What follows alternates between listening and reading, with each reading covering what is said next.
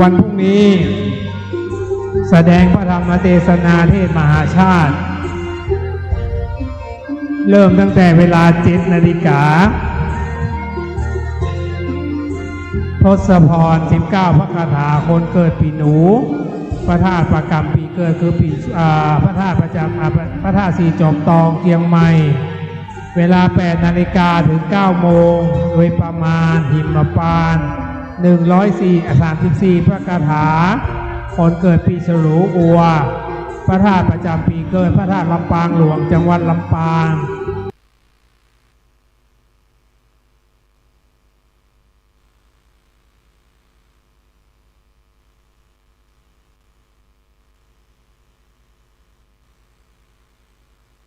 เวลา 9 โมงถึง 10 โมงทานการสั่ง209 พระคาถาคนเกิดปีขานปีเสือพระธาตุประจำปีเกิดคือพระธาตุเจ้าแฮจังหวัดแพร่10 นาฬิกาถึง 11 นาฬิกาวันณประเวศ57 พระคาถาคนเกิดปีทองกระต่าย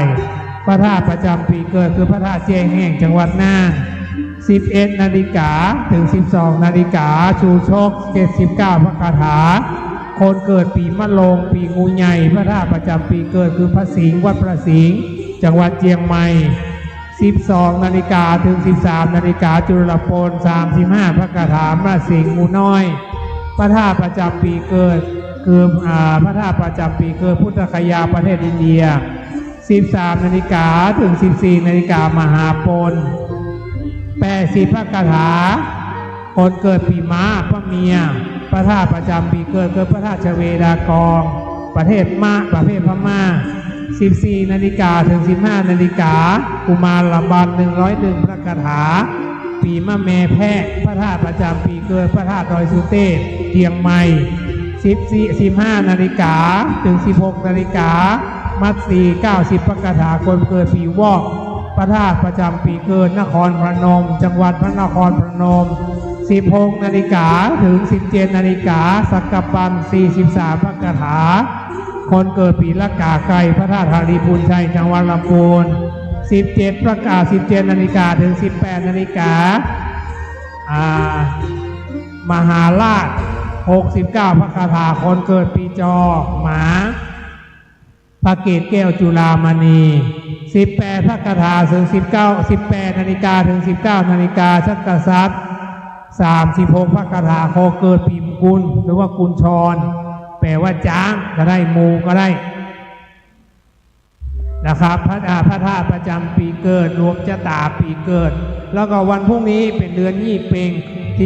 เดือนยี่เปงนะครับในเวลาประมาณ20:20 นาฬิกาโดยประมาณจะได้มีการแสดงพระธรรมเทศนาอีกภูมิหนึ่งอานิสงส์ทางปฏิบัติเพราะฉะนั้นพ่อแม่ศรัทธาที่อยู่ต่างล่างนะครับขณะนี้ตามกำหนดการก็คือ17 นาฬิกาจะได้มีการแสดงพระธรรมเทศนาคาถามาลัยเก้าคือปฐมบทนะครับแห่งการแสดงพระธรรมเทศนามาลัยเก้ามาลัยปลายเป็นภูมิท่วน2ภูมิท่วน3คาถาปันมีพันพระคาถาพระเวสสันดรชาดกตั้งแต่กันที่1ไปจนถึงกันที่13มีถึงหมด1,000 พระคาถาเพราะฉะนั้นวันนี้คาถาทั้งหมดจะรวมเป็นภาษาบาลีถึงหมดจะรวมมาจุ่มนุมอยู่ในศรัทธาเพราะฉะนั้นวันนี้เจ้าหน้าที่ตั้งเครื่องพิธีกรรมเครื่องสืบชะตาอันนี้เป็นเครื่องสืบชะตาแบบล้านนาประเทศของเราเชียงใหม่ตั้งเครื่องสืบชะตาเป็นการบูชาดวงชะตาราศีปีเกิดปีนี้ทางวัดโลกโมลีตั้งแต่พระเดชพระคุณหลวงพ่อท่านเจ้าคุณดอยสุเทพ2544เป็นต้นมาการฟื้นวัดโลกโมลีนี่มีความเจริญรุ่งเรืองไปช่วงหนึ่งนะครับสร้างปีใดพศใดไม่ปรากฏชัดเจนแต่สันนิษฐานว่าก่อสร้างวัดโลกโมลีมาต้นราชวงศ์มังลายถ้าราชวงศ์มังลายนับถึงปัจจุบันก็ประมาณ700กว่าปี729 ปีนะครับวัดโลกโมลีก็ล่มสลายไปยุคหนึ่งฟื้นมายุคหนึ่งคือสมัยพระเจ้ากาวิระมาฟื้นในเมืองเชียงใหม่วัดโลกโมลีก็ล่มสลายไปยุคสงครามโลกครั้งที่2 ต่อมาพระเดชพระคุณหลวงพ่อท่านเจ้าคุณดอยสุเทพ 2544 ทางคณะสงฆ์จังหวัดเชียงใหม่ พร้อมด้วยพ่อค้าประชาชนมอบหมายภาระพระเดชพระคุณหลวงพ่อท่านเจ้าคุณดอยสุเทพปัจจุบันนามว่าพระธรรมเสนาบดีเจ้าวาดพระธาตุดอยสุเทพดำรงตำแหน่งเจ้าคณะภาค7ขณะนั้นพระเดชพระคุณหลวงพ่อยังดำรงสมณศักดิ์พัดยศเป็นพระญาณสมโภชมาฟื้นเอาวัดโลกโมลีแต่ก่อนนี้วิหารหลังนี้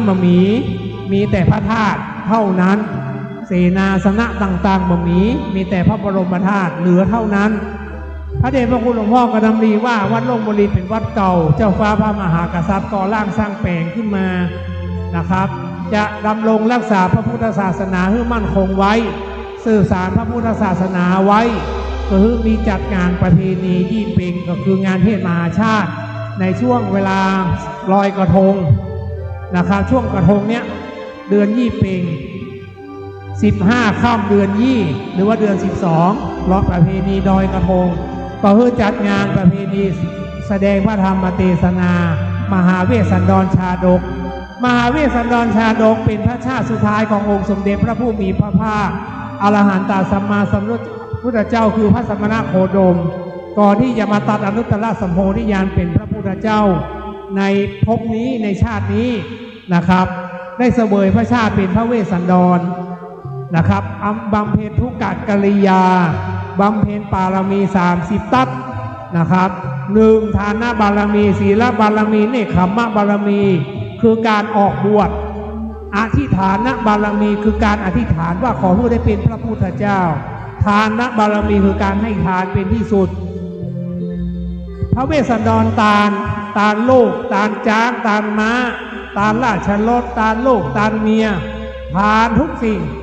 สละทุกสิ่งนะครับปรารถนาเป็นพระพุทธเจ้าเท่านั้นเพราะฉะนั้นในเรื่องพระเวสสันดรชาดกจะพัฒนาถึงการถวายทานและอธิษฐานบารมีเนคขมะบารมีคือการออกบวชองค์สมเด็จพระผู้มีพระภาคพระสมณโคดมเจ้าอธิษฐานเนคขมะบารมีนะครับเมตตาบารมีอุเบกขาบารมีคือการละปลด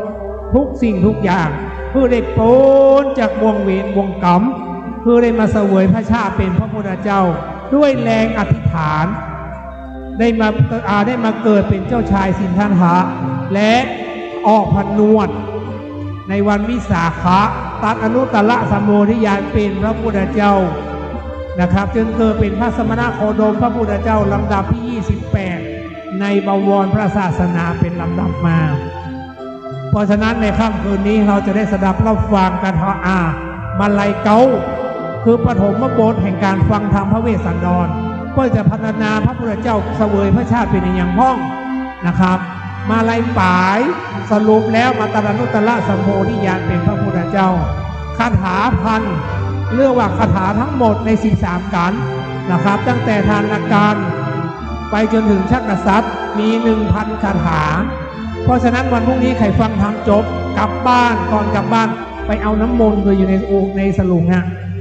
บาดน้ำพระธรรมนต์ปิกบ้านเอาไปพรมบ้านไปอาบจะได้แคล้วคลาดมี1,000 พระคาถานะครับทั้งหมดทั้งมวลเพราะฉะนั้นเป็นภาษาบาลีทั้งหมดวันนี้กราบราธนานิมนต์พระมหานารากรวัดพระสิงห์วรมหาวิหารเป็นคนแสดงธรรมมี 1,000 พระคาถานะครับตอนนี้ท่านเจ้าคุณมาแล้วนะครับพ่อแม่ศรัทธาสาธุชนพ่อแม่ศรัทธาสาธุชนที่เดินทางขึ้นวิหารหลวงกับเรียนเจอเนอร์ขึ้นมาได้แล้ว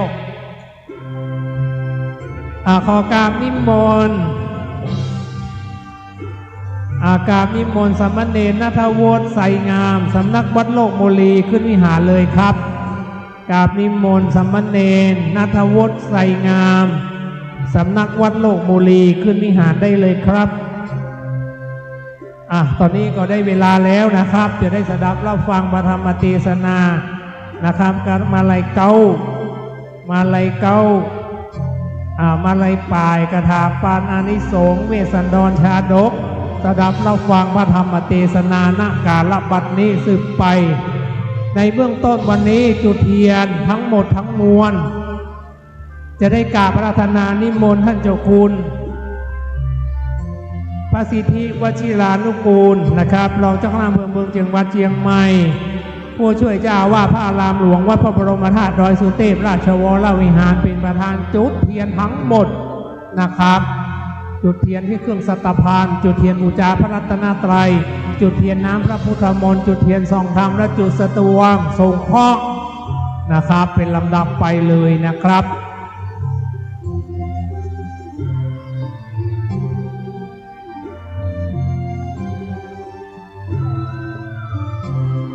นิมนต์สมณเณรขึ้นวิหารหลวงได้เลยขึ้นธรรมาสน์เจ้าหน้าที่เดี๋ยวเตรียมไฟมาส่องบนธรรมาสน์อย่ากำ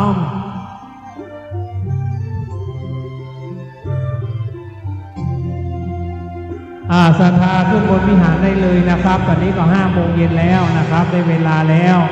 จะได้สดับรับฟังพระธรรมเทศนาธรรมแห่งพระพุทธเจ้าหน้ากาลบัดนี้เอาเนาะในเวลาเอาแหมสัก2 นาทีเดี๋ยววันนี้ในเวลาแหมสัก2-3 นาทีจะเริ่มเจ้าหน้าที่จุดเทียนชนวนให้หน่อยหนึ่งให้ไหว้พระสมทานศีลเดี๋ยวท่านเท่าไหร่ครับ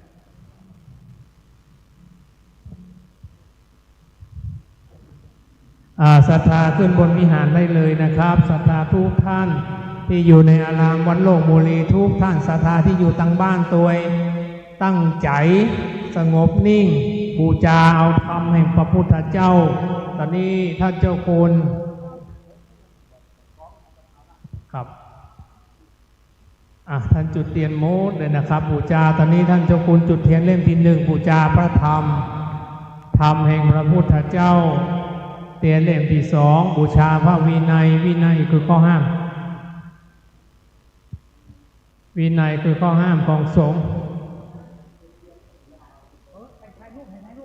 นำนี่ถ่ายรูปถ่ายรูปจุดเทียนเล่มที่ 2บูชาพระวินัยวินัยคือข้อห้ามของสงฆ์ธูป3 ดอกบูชาพระบริสุทธิคุณพระปัญญาคุณพระมหากรุณาธิคุณหลังจากนั้นท่านประธานในพิธีพระพุทธเจ้าจะจุดเครื่องสัตตพันธ์ทั้งหมดเลยนะครับ7 เล่มบูชาเทวดารักษาขุนเขาทั้งหมด7 เล่มนามวายุกันธรกิสินธรกรวิทย์วินทกะเดบินธรสุทัศนะ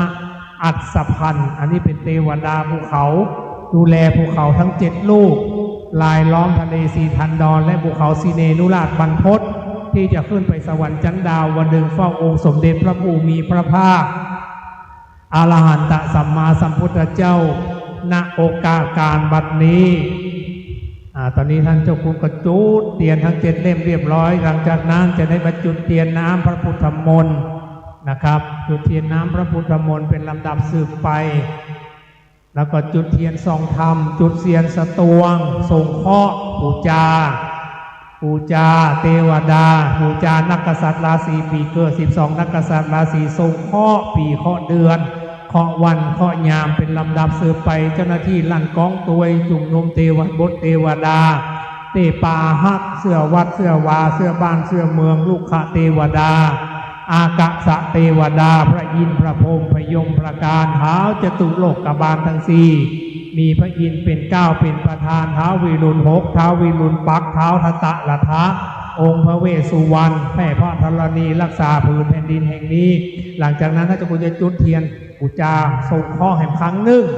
บูชาเคราะห์รวมชะตาปีเกิดทั้งหมดทั้งมวลข้อปีฉลูคานทองมาลงมาเสงมาเมียมาแม่วอกหลักการจอกุลสืบไปครับทุกท่านตั้งโสตาประสาทตั้งใจเอาคุณแห่งพระพุทธเจ้าคุณแห่งพระธรรมเจ้าคุณแห่งพระสังฆเจ้าเป็นมังคละเป็นมงคลณมณฑลสถานนามว่าอารามวัดโลกบุรีธานันตระวิเศษหัวเมืองเชียงใหม่ศรัทธามาประเคนขันขอศีลก่อนยกมาเลยศรัทธามาช่วยกัน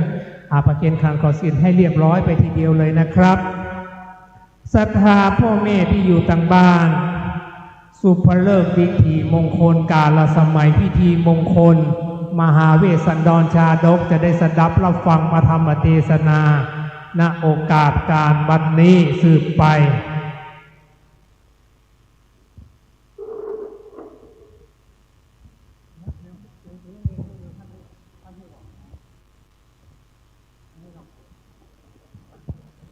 ไม่เลยนะทุกท่านพนมมือขึ้นตั้งใจจะได้กราบยังพระบทพระบาทองค์พระบรมธาตุเจดีย์อันทปนาตั้งไว้ณอารามวัดโลกโมลีหัวเมืองเชียงใหม่ราชธานีบัดนี้กราบอิมินาสังฆาเลนะพุทธังอภิปูชยามาอิมินาสังฆาเลนะธัมมังอภิปูชยามาอิมินาสังฆาเลนะสังฆังอภิปูชยามาอะระหังสัมมาสัมพุทโธภควาพุทธังภควันตังอภิวาเทมิสวากขาโตภควันตาธัมโมธัมมังนามัสสามิสุปฏิปันโนภควันโตสาวกสังโฆสังฆังนามามิทุกท่านตั้งใจบินหน้ามาตางท่านเจ้าคุณน้อยอารามวัดโลกบุรีนะครับเราจะได้อาราธนาศีลเป็นมงคลชีวิตเป็นมงคลคือกับพ่อแม่ศรัทธาทุกท่านตั้งใจณบัดนี้มะยังพันเตติสารเนนะสหปัญจศีลานิยาจามาตุติยัมปิมะยังพันเตติสารเนนะสหปัญจศีลานิยาจามาตาติยัมปิมะยังพันเตติสารเนนะสหปัญจศีลานิยาจามานะโมตัสสะภะคะวะโตอะระหะโตสัมมาสัมพุทธัสสะนะโมตัสสะภะคะวะโตอะระหะโตสัมมาสัมพุทธัสสะนะโมตัสสะภะคะวะโตอะระหะโตสัมมาสัมพุทธัสสะนะโมตัสสะภะคะวะโตอะระหะโตสัมมาสัมพุทธัสสะนะโมตัสสะภะคะวะโตอะระหะโตสัมมาสัมพุทธัสสะนะโมตัสสะภะคะวะโตอะระหะโตสัมมาสัมพุทธัสสะพุทธังสรณังคัจฉามิพุทธังสรณังคัจฉามิธัมมังสรณังคัจฉามิธัมมังสรณังคัจฉามิสังฆังสรณังคัจฉามิสังฆังสรณังคัจฉามิทุติยัมปิพุทธังสรณังคัจฉามิทุติยัมปิพุทธังสรณังคัจฉามิทุติยัมปิธัมมังสรณังคัจฉามิทุติยัมปิธัมมังสรณังคัจฉามิทุติยัมปิสังฆังสรณังคัจฉามิทุติยัมปิสังฆังสรณังคัจฉามิตติยัมปิพุทธังสรณังคัจฉามิตติยัมปิพุทธังสรณังคัจฉามิต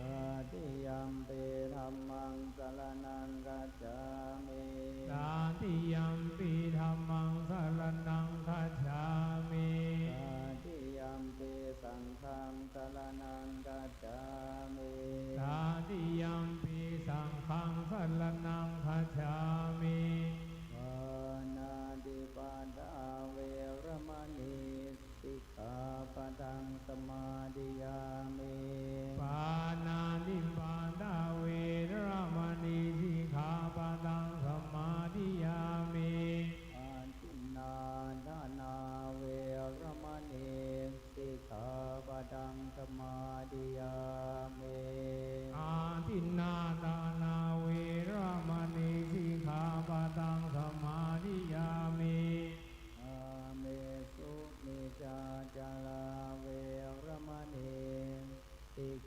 ปะทังสมาธิยามิ กาเมสุมิชาจาราเวรมณีสิกขาปะทังสมาธิยามิ มุสาวาทาเวรมณีสิกขาปะทังสมาธิยามิ มุสาวาตาเวรมณีสิกขาปะทังสมาธิยามิ สุราเมรยามัชฌะปมาทฐานาเวรมณีสิกขาปะทังสมาธิยามิ สุราเมรยามัชฌัปมาทฐานาเวรมณีสิกขาปะทังสมาธิยามิ อิมานิปัญจสิกขาปทานิสีเลนะสุขติงยันติสีเลนะโภคสัมปทาสีเลนะนิพุติงยันติตัสสมาสีลังวิโสทะเย สาธุสาธุสาธุก่อนที่จะได้สดับรับฟังพระธรรมเทศนามาลัยเก้าจะได้โอกาสมหาเวสสันดรชาดกทุกท่านพนมมือขึ้นตั้งอกตั้งใจบูชาพระแก้วเจ้าทั้งสามประการณบัดนี้โยมสันนิสินโนวันลัมโพธิมุลเลมาลังสะเสนังตันติวิจัยโยสัมโพธิมาคันชีวัลอนันตัญญาโนโรงอุนตโมตังปนามามิพุทธังตังปนามามิสังฆังตังปนามามิสาธุสาธุองค์กาสาสิริวิสุทธามหาปวโรโสตุดมบรมพุทธาติลันตนาไตฐานเทวพระแก้วเจ้าตั้งสามประการอันยังที่บานเรื่องลือเพื่อได้กาทำยังตาณปาลมีสีลำปาลมีไว้เป็นยอดขอดไว้กับตนตุจากไตใจต่อแต่ได้ไว้นาว่าเวียงแก้วยอดอมตะมหาเนลปานามในที่กาลบันนี้ก็หากเป็นวันดีดีที่อันเล่าอิสิทธิ์เนินบัดนี้ผู้ค้าทั้งหลายก็มาจุ่มนุมกันอยู่บนวิหารหลวงโลงอุโบสถอารามวัดโนโมลีใหญ่กว้างมีใจหมายใครฟังธรรมมหาจาดวงประเสริฐเพื่อบังเกิดผลกุศลได้เอาตัวไปสู่ยังที่อยู่กเกษมที่ดังธรรมมหามุนีไข่กาวไว้ว่าโอ้โลกใสสงสารไตสูงเจยบานอยู่เตียงเตาบ่มีทุกโศกเศร้าสิ่งใดการตายไปจากโลกลาได้หันนายังพระศรีอริยเมตไตรจงเปล่งใจใสสะอาดคือมาตานธรรมมหาจาตั้งแต่ผู้เก่าตลอดต่อเต้าถึงผู้ปลายมีเครื่องผู้จาหลายพร้อมทุกสิ่งบรมวลทุอันนันนากาที่ปอปานพร้อมควายดอกบัวใสผู้จามีจอตุงมาหลายลาข้าวเป็นก้อนมาพอดีคาถาปันก็คมควายบอกขาดด้วยดังผู้ขาตั้งหลายตั้งยิงใจหน่อยใหญ่ปฏิบัติตามเพียงจังสมใจเพื่อจะได้พร้อมนาอย่างองค์พระศรีอริยเมตไตรอันนามาโพธิโลกได้พ้นโศกในวันตาสงสาร ได้สูงเจยบานไปนาเหตุนันนาผู้ขาต่างหลายต่างมีใจโจมจืนเข้าสู่อารามวัดโลกโมลีนำธรรมดวงงามมาคนละผู้เพื่อถูกตามประเพณีรวมได้13กันพอดีบัดนี้ผู้ขาต่างหลายก็มีใจโจมจืนเจ้าศรัทธากับปมาทวนาบัดนี้ศรัทธาผู้ขาตั้งหลายขอถวายเป็นทานขอถวายเป็นบุญสารกำจูศาสนาเทองค์สัมมาสัมพระพุทธเจ้าต่อเต้าผ่าพันประวัติศาสตร์ขอพระทรงนะมีเมตตาหับเอาอย่างปูจาธรรมมหาจารย์อันผู้ขาเป็นนาวาใหญ่ได้ขี่ไข่ตามสงสารเป็นถึงนิมปานเวียงแก้วเป็นแล้วนำโนจงนั้นจงจังมีเตียงแต่ดิลีสาธุสาธุโอกาสามายังพันเตทุมปามุภาลาจาตานังเวสันตลาตานังสัมปทุนานาตานังสัพพปริวาลาสังคันสาโอโนชยามาทุติยัมปีตติยัมปีมายังพันเตทุปามุภาลาจตานังเวสันตลาจตานังสัพพวัตุนานาตานังสัมปริวาลันตา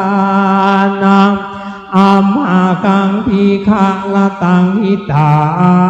ยาสุขายายาวานิพานาสังวันตุโนลำดับนี้ไปจะได้สดับรับฟังบรรลัยเก่ากราบอาราธนานิมนต์ณัฐวุฒิไสงามสำนักวัดโลกโมลีเป็นองค์แสดงมาธรรมเทศนาณบัดนี้พวกท่านตั้งโสตาประสาทตั้งใจณบัดนี้มาผมเลยตนเป็นใหญ่ในฝักฟางตานไว้หน้าสุโลกีมากาตามอัญชุริขาไว้เดระมหาแก่นไทยยอดใหญ่งามอ่านวาสันในโลกสงสารตายอ่านได้อบรมบุญกุศลไว้หากยังมีบัดนี้ขออาราธนาสามเณรนัทวุฒิไสงามสำรังวันโลกโมลีใหญ่กว้างได้เมตตาแสดงธรรมมาไลเก่าผูนแก่สันธาผู้ขาต่างหลายอันจุมนุมกันอยู่บนวิหารหลวงอารามวันโลกโมลีตัตตินินางคอยฟังธรรมังอาลาธนังกาโลมัง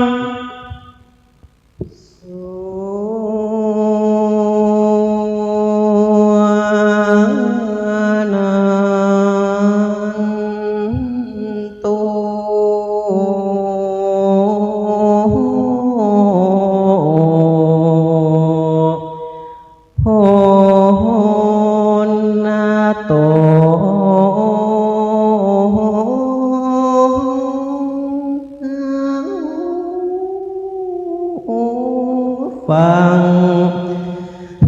ลาฟัง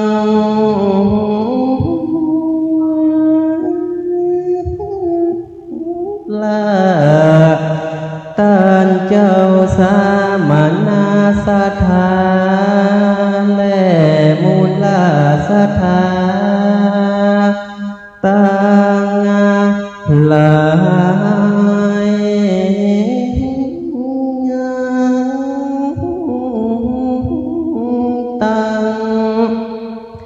เด็กยิ่งใจ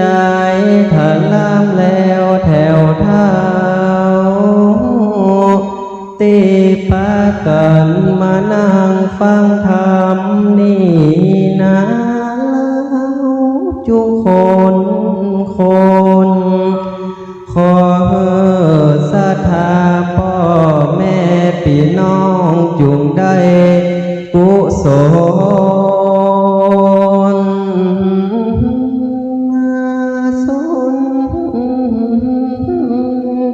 จุงได้มาโดนศรัทธาจุผู้อานิสงส์เพื่อมาส่งอยู่เพื่อได้อยู่เจริญดีผู้ใดได้ฟังกันนี้ก็จะได้อยู่สุขี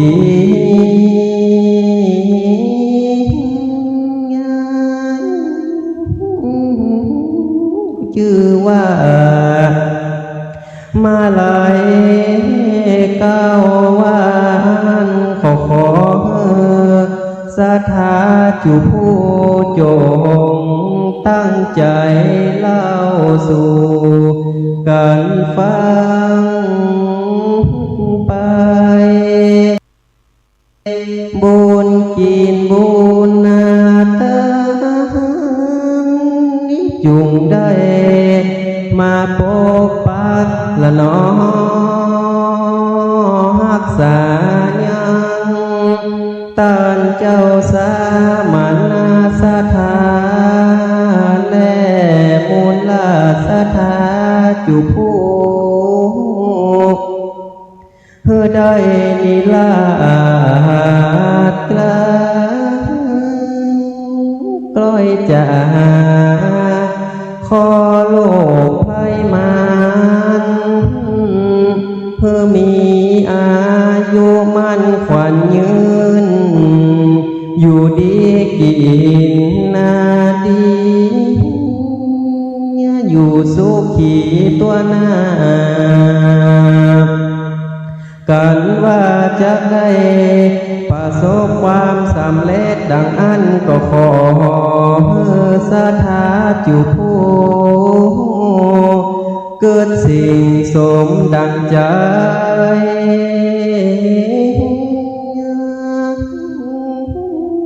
ก็ขอศรัทธาจุผู้จุงตั้งใจเล่าสู่กันฟังไปวันนี้แลดี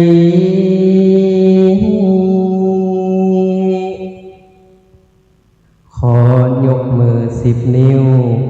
แตบไตไวสาอย่างองค์พระบารมีขอถวายความเคารพนอบนบแด่ท่านพระครูไพบูลย์เจติยานุรักษ์ด็อกเตอร์ประธานสงฆ์วัดโลกโมลีแห่งนี้ถวายความเคารพท่านพระสิทธิวชิรานุกูลพระภิกษุสามเณรจุตนจุองค์เจริญพรคณะศรัทธาและมูลหลาศรัทธาจุผู้จุคนที่ได้มาฟังธรรมมหาจารย์เวสสันดรชาดกในวันนี้นั้นสามเณรม่อนน้อยจักได้เอาธรรมเรื่องปฐมมาลัยต้นเป็นธรรมพื้นเมืองเหนือเนื้อธรรมจะเป็นจะใดนั้นก็ขอให้ญาติโยมท่านสาธุชนทั้งหลายจงตั้งอกตั้งใจสดับรับฟังพระธรรมเทศนาต่อไป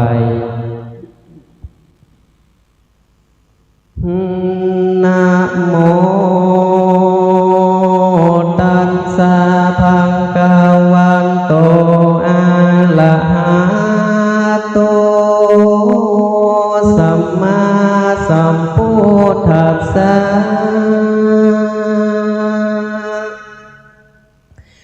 สาลานามะนิยังพุทธเสถังนามินโตธรรมันจะสังฆังจานามินตวาสัตโวดุลาสัมปุริสาตั้งหลายตั้งยิ่งใจหนุ่มเท่าตั้งศรัทธาเก่าเป็นประธาน มีใจบานชื่นสู่มานั่งอยู่นานำจุงจักจำทวนทีเล่าจักจีจะขายยังมาไหลกันเก่าอ่านอาจารย์เจ้าหากนำมาบัดนี้แหละนากีฬาดังเราจากโลมานีใส่ปางเมื่อพระดีไว้สัพพัญญูตนเป็นคู่แก่โลกคือพ้นโศกภัยมารเข้าสู่เนียงนิพพานเวียงแก้วเมินล่วงแล้วหลายวัฏสายังมีพระมหาเถรตนหนึ่งเราชื่อว่าเจ้าเตปะมาลายถ้าลงสินใสสะอาดจบจะลาดอาภิญญาอุปมาเพียบใดกับเจ้าตีไว้โมกขันละนาก็สำลานยังจอดในอารามยอดเรืองงามในกัมโปจนาคามเตต้องโคดสินห้องปิดลังกาอันว่าพระมหาเถรตนนางโสดเตียนยอมโพดคุณนามีเมตตาจุพูย่อมไปสู่อาบายหันคนตั้งหลายทุกข์ยากโดยกรรมวิบากนานาย่อมนำมาบอกกล่าวให้ลูกข่าวเถิงหูแห่งเจ้าจุมปูปีน้องได้แจ้งส่องหันสายเพื่อมีใจเกินลอดอุติสาตอเตตานแผ่บุญตานเตื่อมหูปนจากกลุ่มอาบาย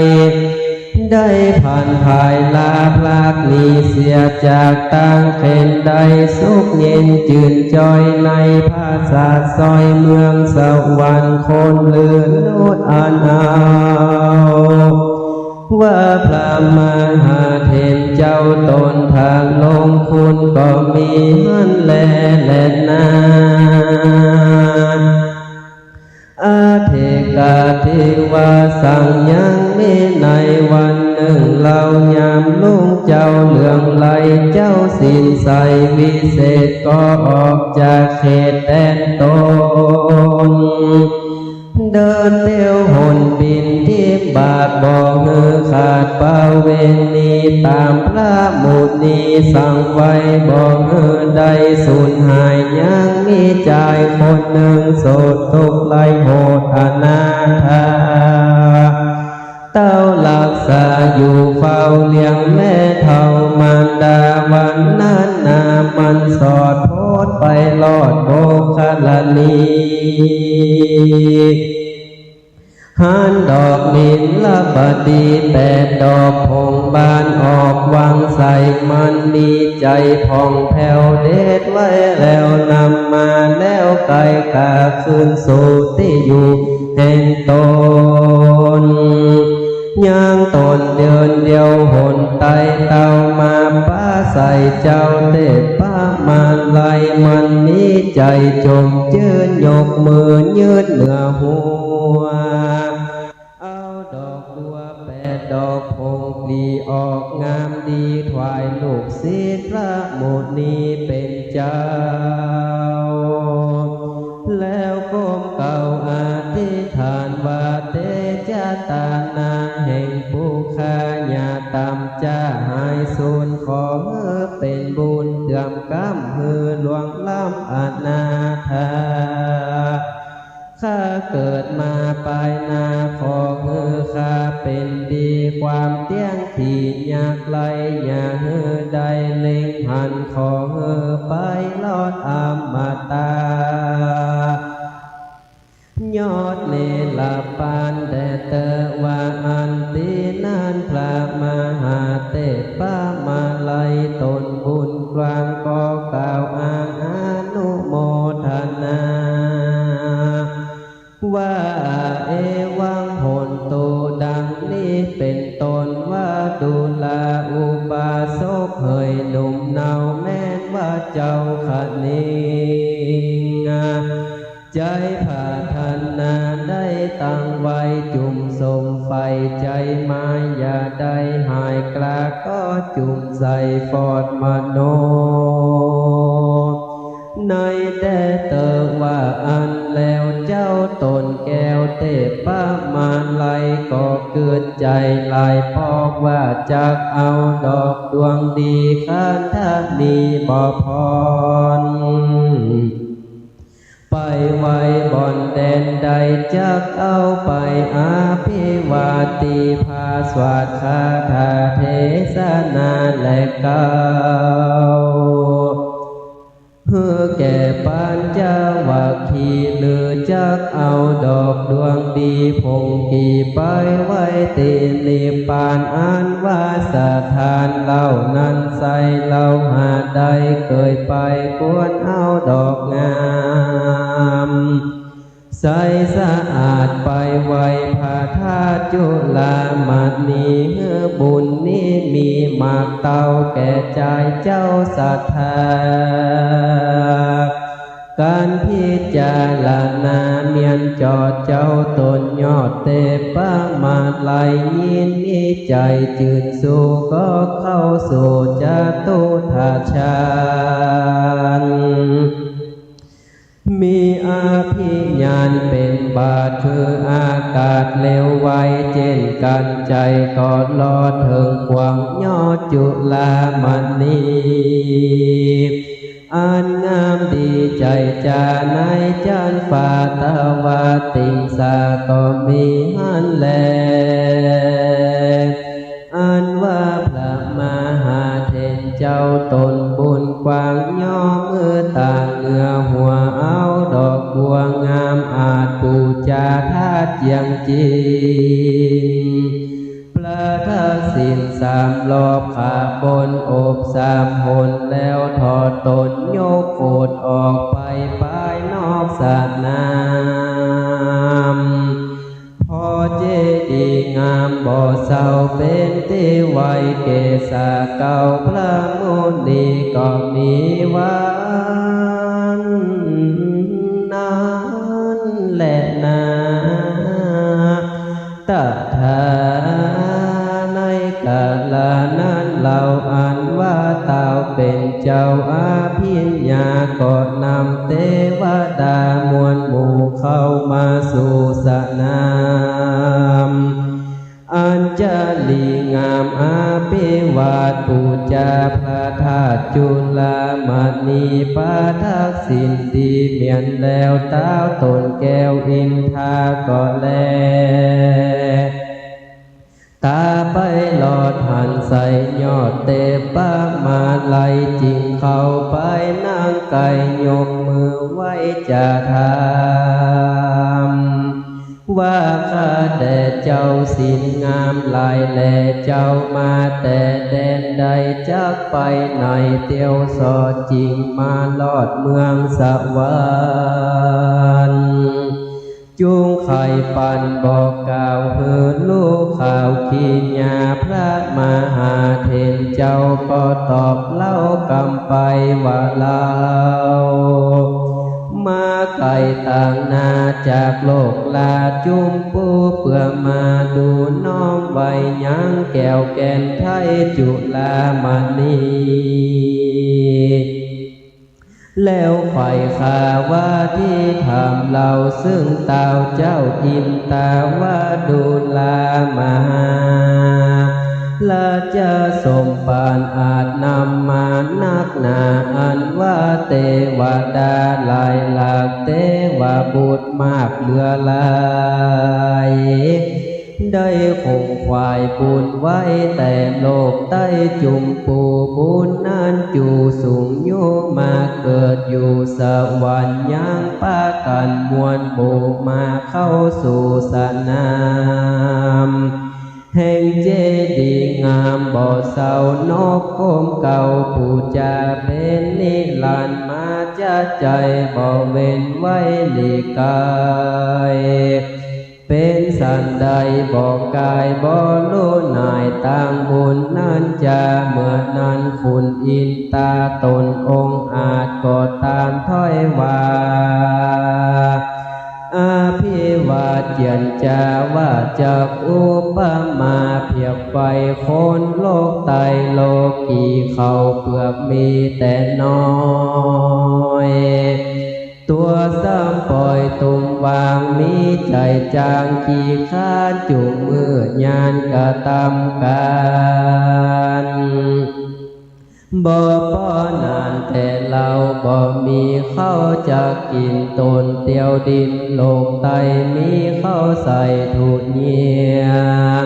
เพื่อเลี้ยงเมียลูกเต้าบ่มากเต้าถมนา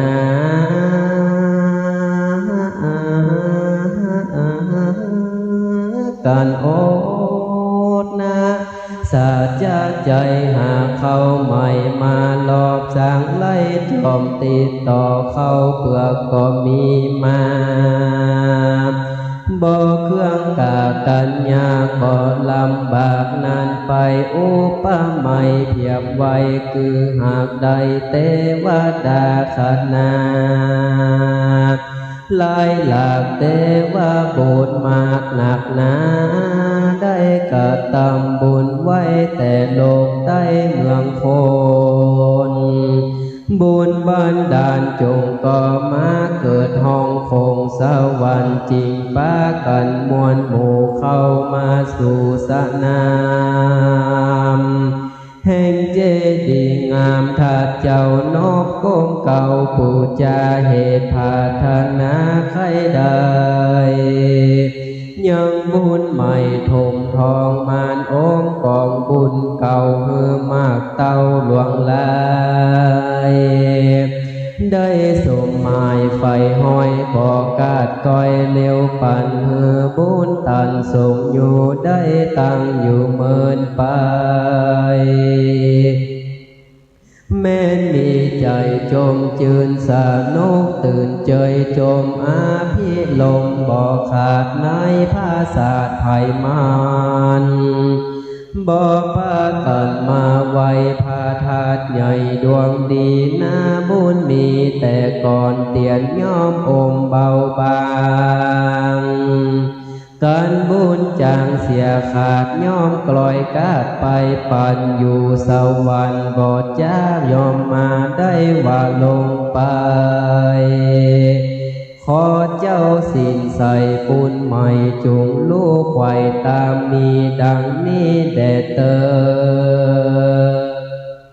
การคุณอินทากล่าวแล้วเจ้าตนแก้วเต้ป้ามาไลซ้ำถามไปแถมเล่าว่าหนอพระเจ้าอานิยาเมตไตตนอยู่ในภาษาจันฟ้าอาตุสิดายังจะลงมาขับไว้ยังพระธาตุใหญ่จุฬามณีในวันนี้จะเลิกคุณอินทาเจ้าฟ้าก็ตอบตาไข่กามมาว่า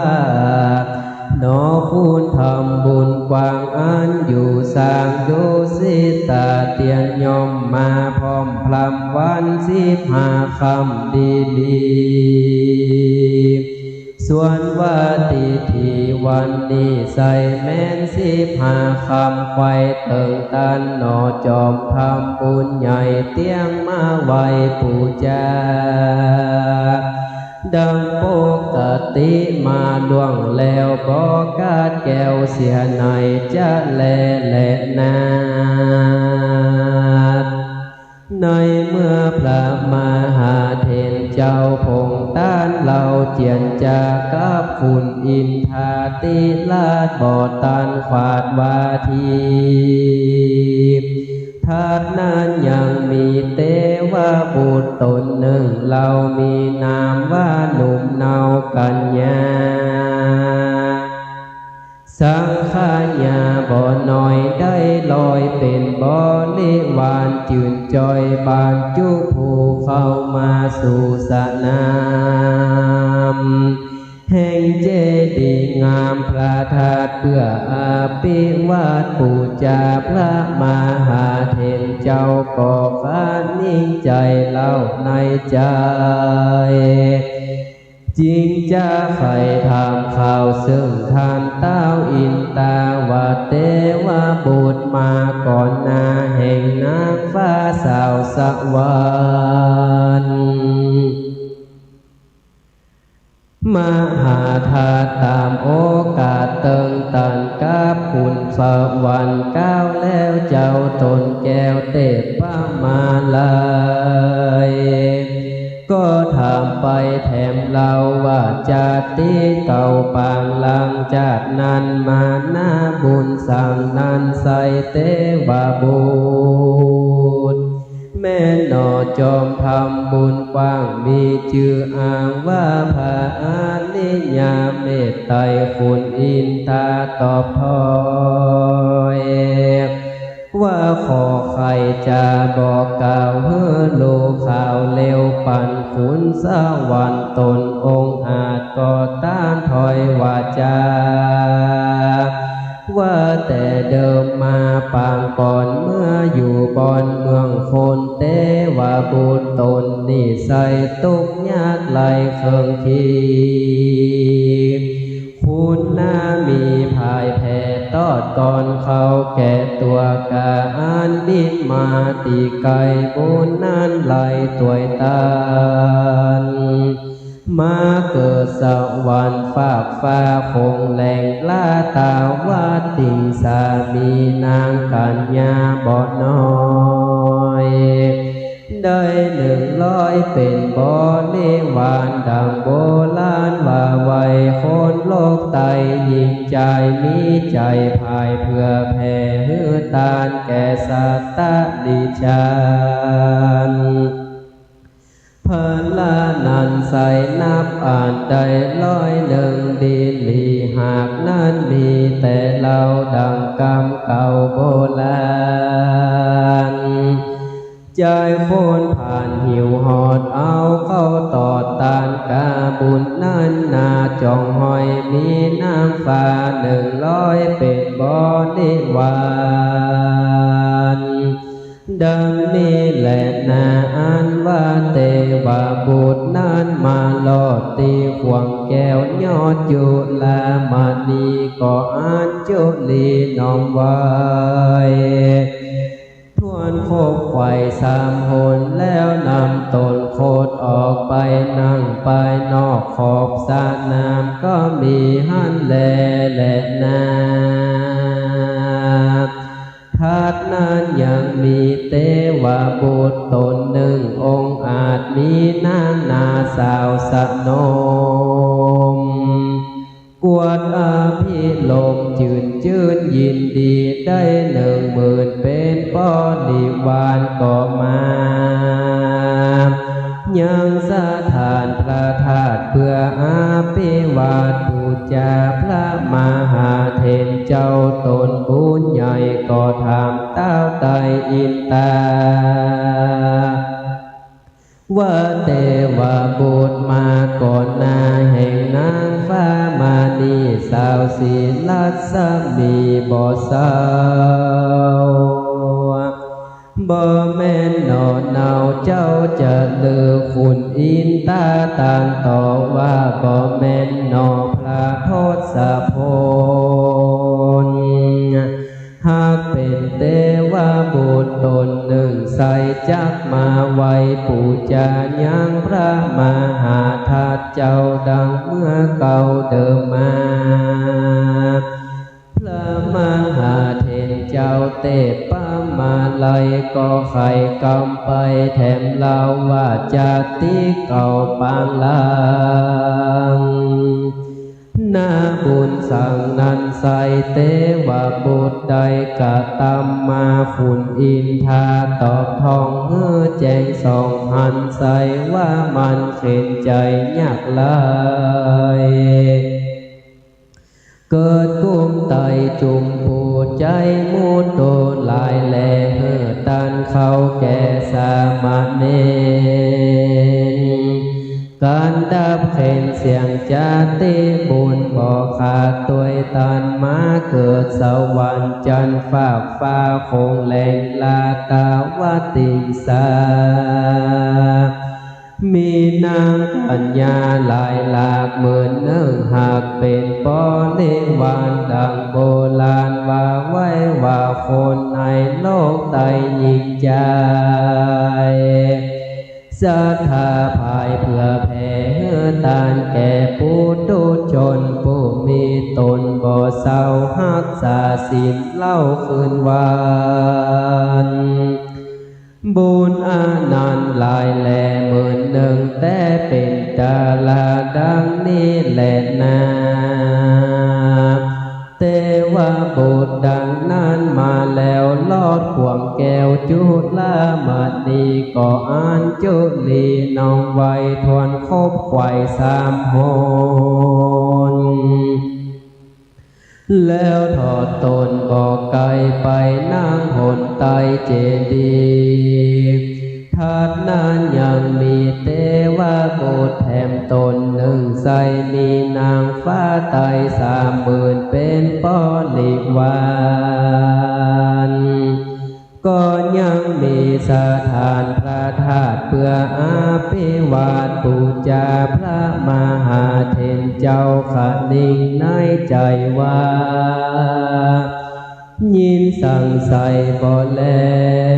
วว่าจริงตามเต้าไปตนแก้วอินตาว่าเทวบุตรมาก่อนหน้าแห่งนางฟ้าสาวสี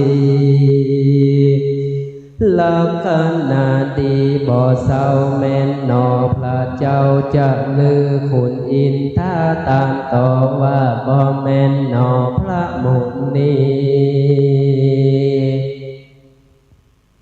สังกามีบังเกิดเจ้าตนพาเสดเตปะมาลัยก็ถามไปแถมเล่าว่าจะติเก่าปางลา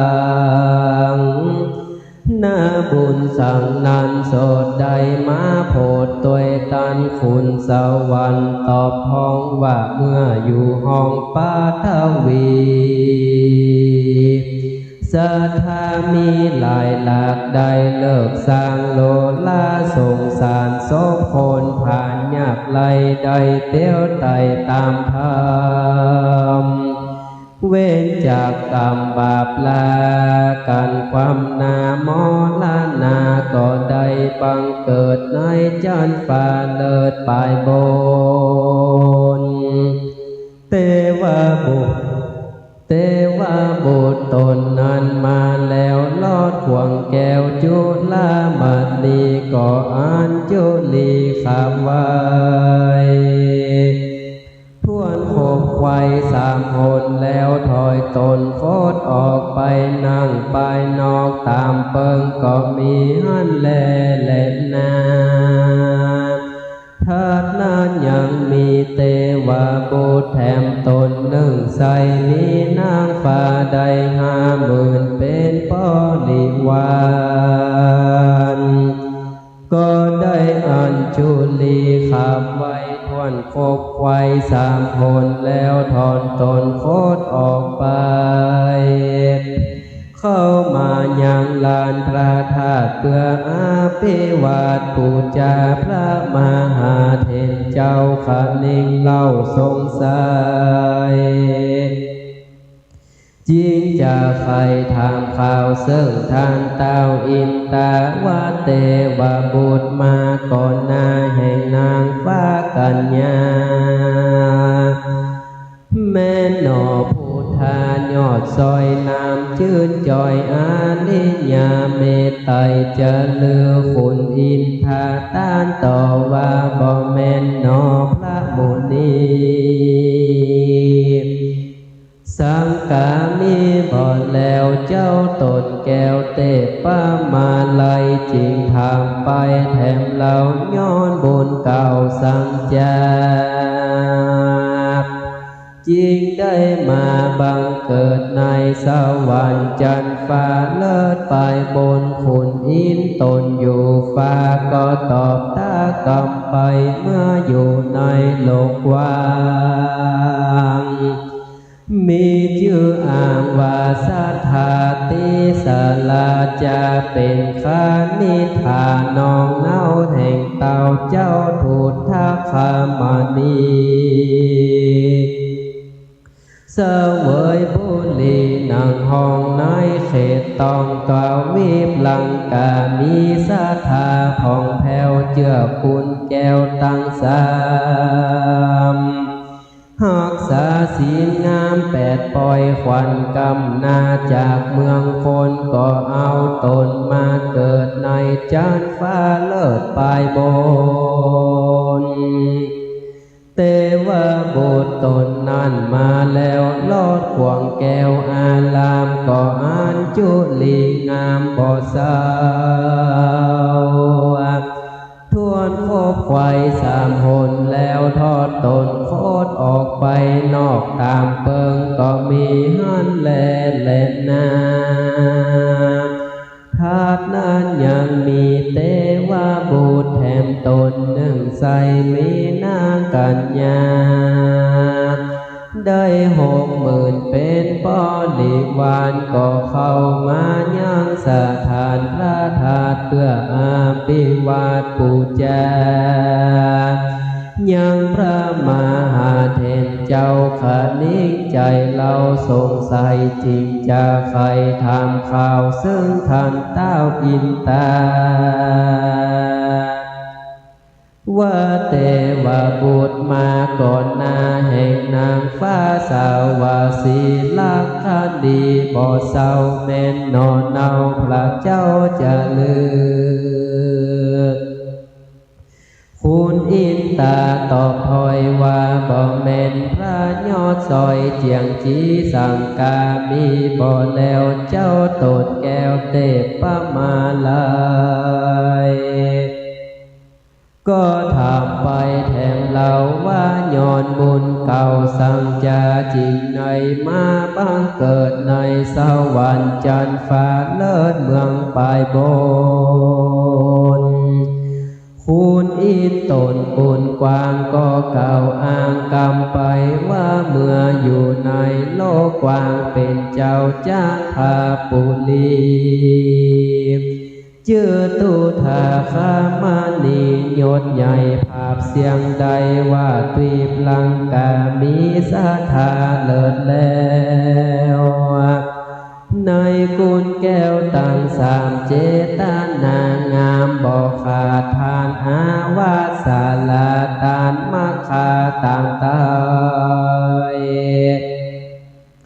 ตานเสียงใส่ไขว้จุอั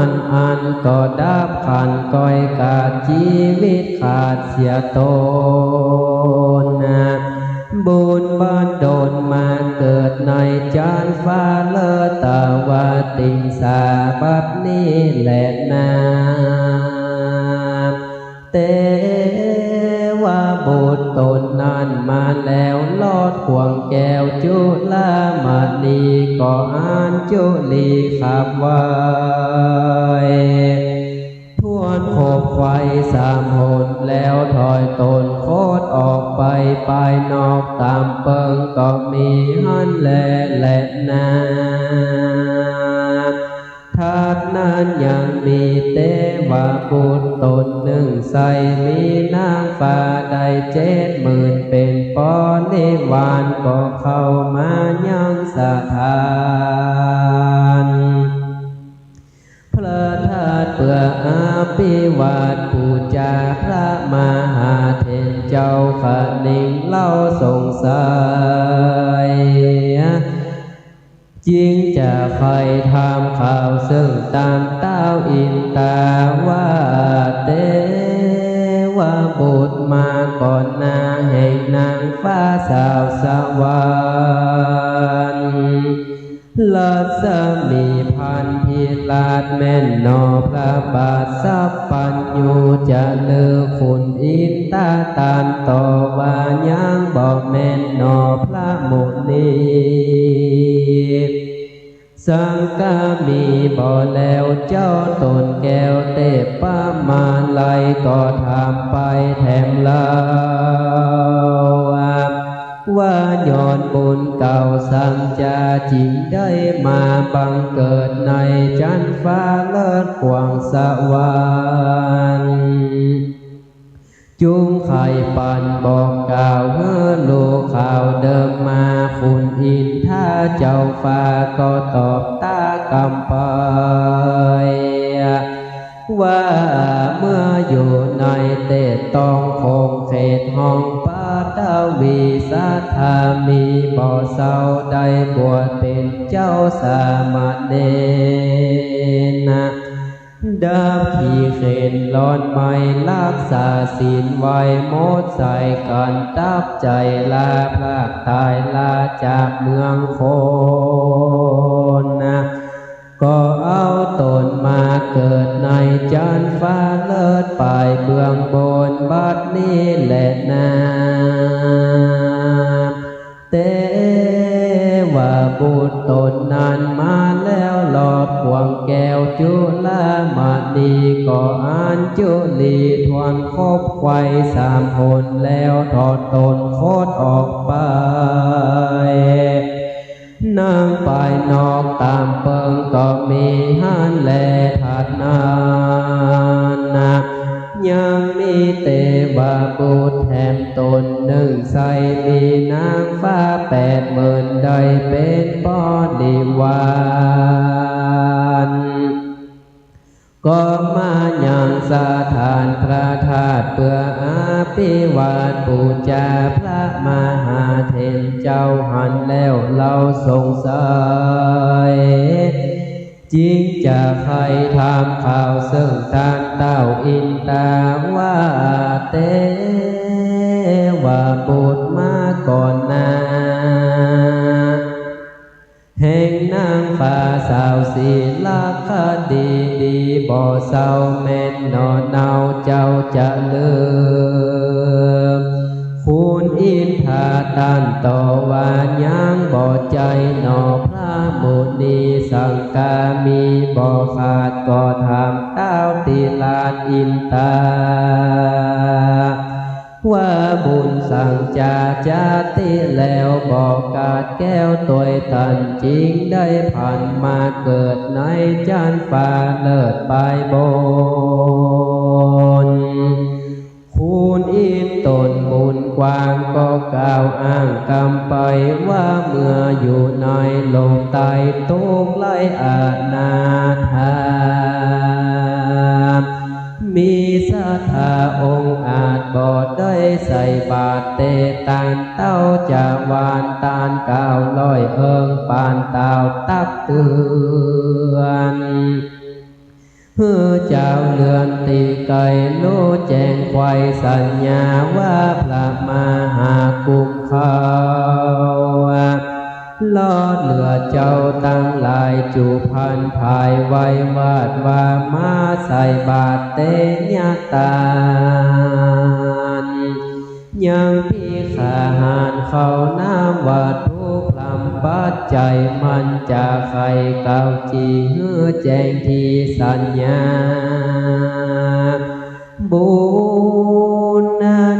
นาบ่พลากันตายจากเมืองคนกันเอาตนมาเกิดในจันฟ้าเลิศเมืองบนบัดนี้แหละนาเตว่าบุตรตนนั้นมาแล้วลอดพวงแก้วจุลามณีก็อ่านจุลีขาบไว้ทวนคบควาย3 หนแล้วถอยตนโคตรออกไปนั่งไปนอกตามเปิงก็มีหันแลนาถัดนั้นยังมีเตวาบุตรตนหนึ่งใสมีเตวากัญญาได้90,000เป็นบริวารก็เข้ามายังสถานพระธาตุเพื่ออาภิวาทบูชาพระมหาเถรเจ้าหันแล้วสงสัยจริงกล่าวไปว่าข่าวถามเสิ่งต่างเต้าอินตาว่าเตวาบุตรมาก่อนหน้าแม่นนอเจ้าฟ้า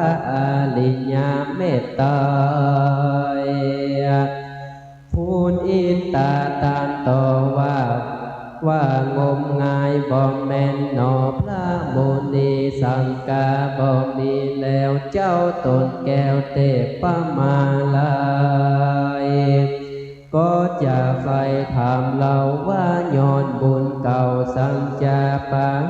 มาบังเกิดในฝันฟ้าเลิศตายบนคุณอินตนอยู่ฟ้าก็ตอบตากำไปมันเกิดในเทพต้องคงเขตห้องตุยบลังกามีศรัทธาผ่องแผ้วเจือกุลแก้วตั้งสามเจ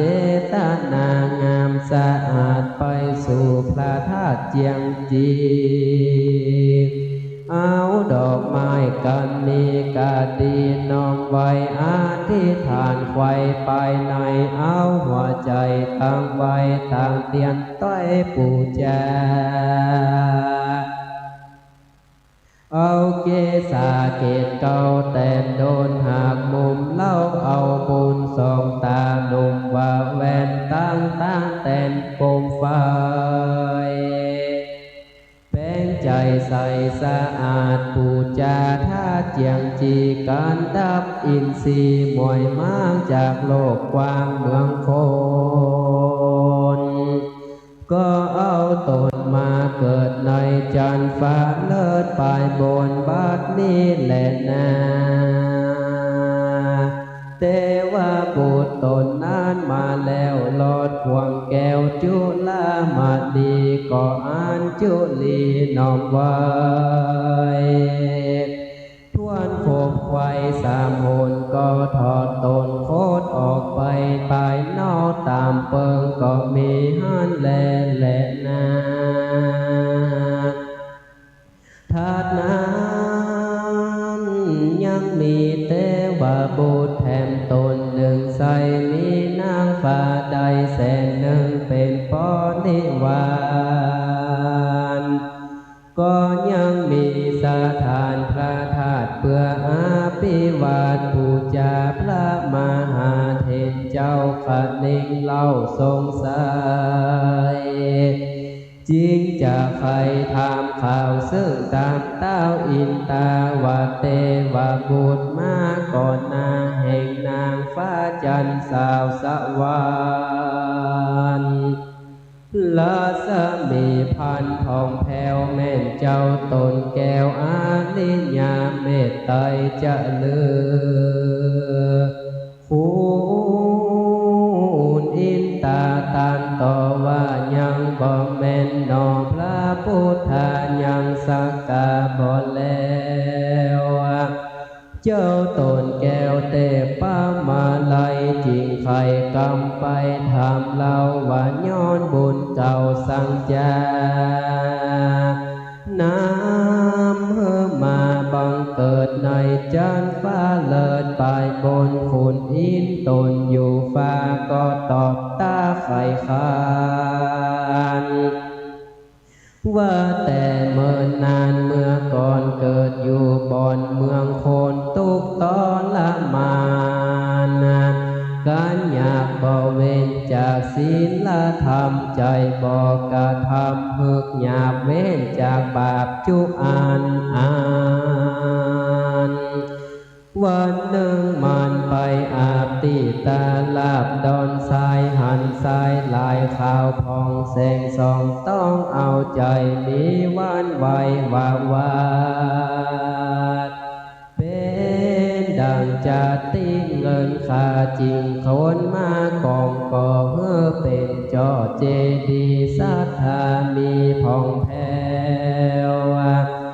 น้อมไว้สารแล้วปูจากันมอละนาก็ขาดไปชีวิตขาดเสียตนบุญนั้นโดนมาเกิดในจันฟ้าเลิศตาวติงสาบัดนี้แหละนาเทวบุตรตนนั้นมาแล้วหลอดพวงแก้วจุลามณีก็อัญจุลีน้อมขับไว้ทวนคบไขว่สามหนแล้วถอดตน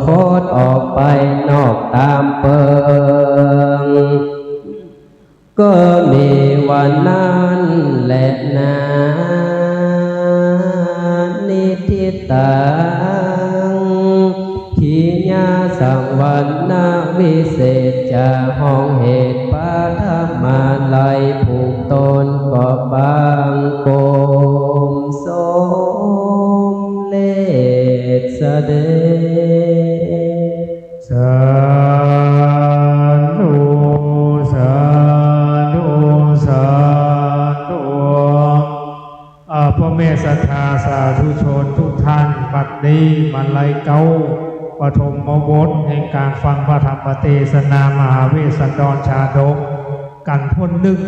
บรมนเรียบร้อยพ่อแม่ศรัทธาที่สดับรับฟังขึ้นฝ่ายหินวัดฝ่ายหินนะครับก็ดีทาง YouTube ก็ดีทางเพจก็ดีขณะนี้สดับรับฟังจบไปแล้วทวนนึงบัดนี้จะได้ถวายจตุปัจจัยไทยธรรมบูชากันเทศน์เจิญคณะศรัทธาวัดโลกบุรีเจิญเลยช่วยกันนะครับถวายกันเทศน์ครับการที่หนึ่งช่วยกัน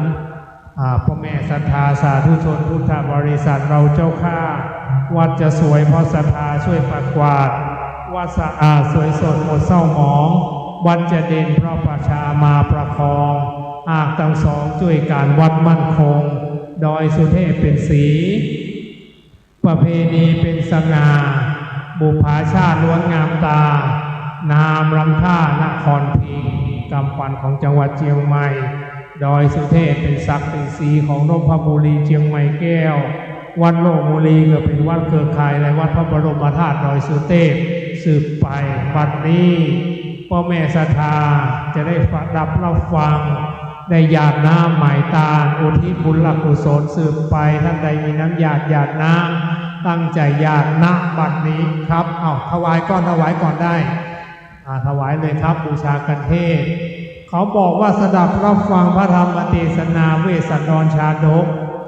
ตายจากภพนี้ไปเกิดบนสวรรค์พระศรีอริยเมตไตรมาเกิดก็จะได้มาสดับรับฟังและตัณอนุตตระจะได้เข้าสู่นิพพานไปท่านใดอยากน้ำ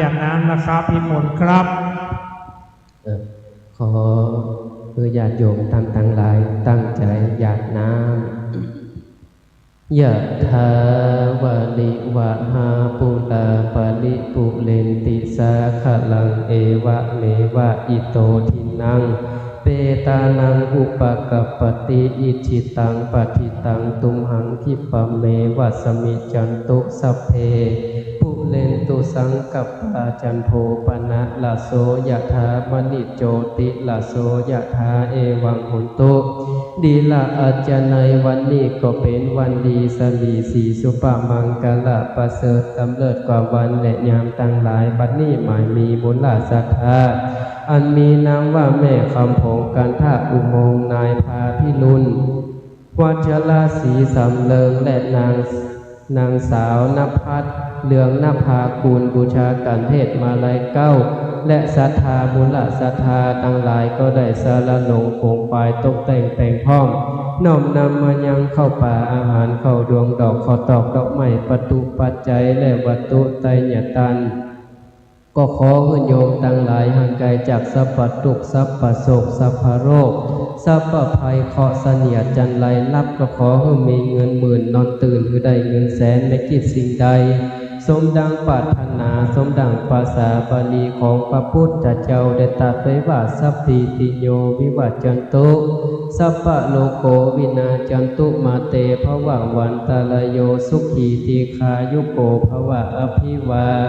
ทนาสีลิสานิจังมุทาปัจจายโนจัตตาโลธรรมาวัฏันติอายุวันโนสุขังภาลังสาธุวันตามิพันเตสัมพังอาปาลาทังกามานามิพันเตมยะตังบุญญังสามินาอนุโมทิตังพังสามินากะตังบุญญังไมหังตาตาปังสาธุอนุโมตามิทีฆายุโกอายุวันโนสุขังภาลังสาธุลำดับการพ้นสองมาลัยปายกราบนิมนต์สามเณรธนวัฒน์เย็นสุดใจสำนักวัดโลกโมลีวัดโลกโมลีเป็นสำนักเผยแผ่ วัฒนธรรมและเป็นสำนักที่ปลุกปั้นนักผู้แสดงธรรมพระสงฆ์สามเณรจากวัดโลกบุรีหลายตนหลายองค์นะครับเป็นนักเทศน์เสียงดีนะครับจากวัดโลกบุรีตัวหลายรูปเลยนะครับเพราะฉะนั้นวัดนี้เป็นวัดเผยแผ่พระพุทธศาสนาดังคำปาลกพระเดชพระคุณหลวงพ่อท่านเจ้าคุณดอยสุเทพว่าวัดเป็นแหล่งเรียนรู้วัดเป็นแหล่งเผยแผ่วัดเป็นแหล่งสั่งสอนอบรมเพราะฉะนั้นเราก็แห่งพระพุทธศาสนาพระสงฆ์สามเณรวัดโลกบุรีมาพักมาอาศัยแล้วมาห้ำมาเฮียนเยอะนะครับเพราะฉะนั้นวันนี้สามเณรรูปที่สองก็เป็นสามเณรที่มาห้ำมาเฮียนอยู่วัดโลกบุรีลำดับการรุ่นสองท่านใดจะบูชากันเทศจนได้ปัจจัยก็จะเป็นการส่งเสริมสามเณรได้ห้ำได้เฮียนสืบต่อพระพุทธศาสนาจันโลกพระพุทธศาสนาไว้นะครับสืบไปเพราะฉะนั้นเราช่วยกันเรียนเชิญเลยคนไหนยังไม่ได้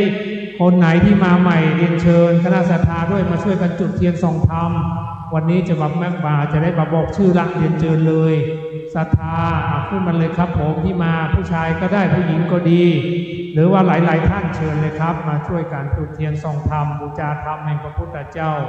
จะได้มีความสว่างไสวเรียนเชิญเลยนะครับ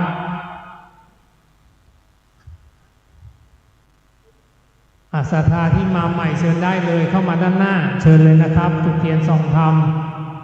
มาเลยคนไหนก็ได้ลุกมาเลยจ้ะลุกมาเลยมาประกาศชื่อละช่วยกันหลายๆท่านวันนี้จะเอารวมกันหลายๆท่านวันนี้ปฐมบทแห่งการฟังธรรมนะครับปฐมบทแห่งการฟังธรรมอาทิกัลยาณังบัดนี้ได้จุดเทียนส่องธรรมธรรมแห่งพระพุทธเจ้า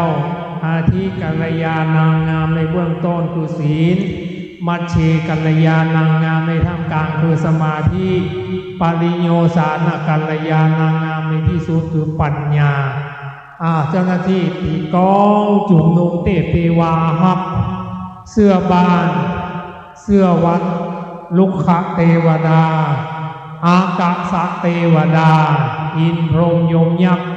คุดนาคน้ำเสื้อวัดเสื้อบ้านจะได้จุ่มนุมพร้อมเพียงกันณบัดนี้ตีกองครับ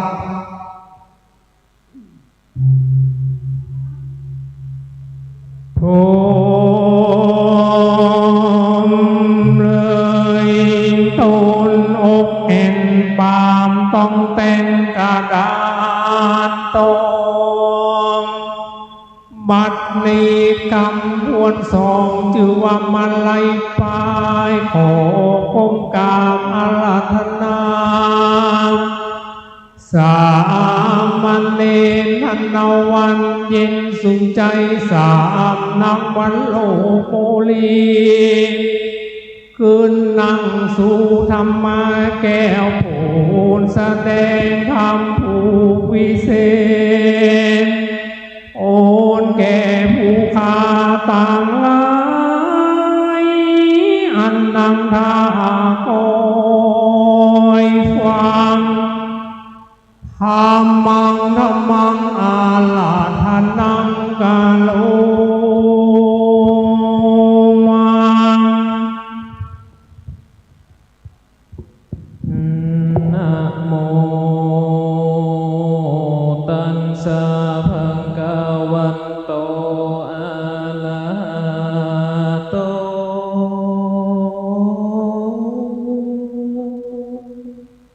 สัมมาสัมพุทธัสสะ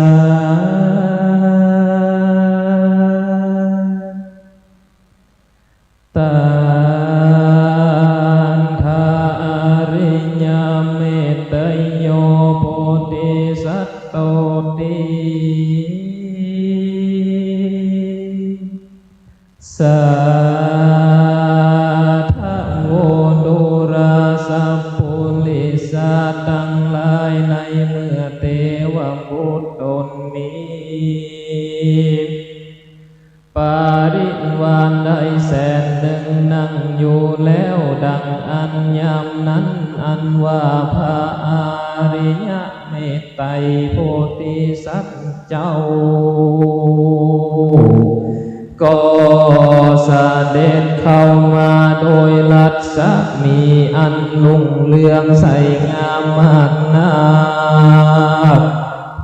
ยิ่งกว่าพระอาทิตย์ได้พันดวงมีหมู่นางฟ้าและเทวบุตรหนุ่มตั้งหลายได้แสนโกรธเป็นปาริวาร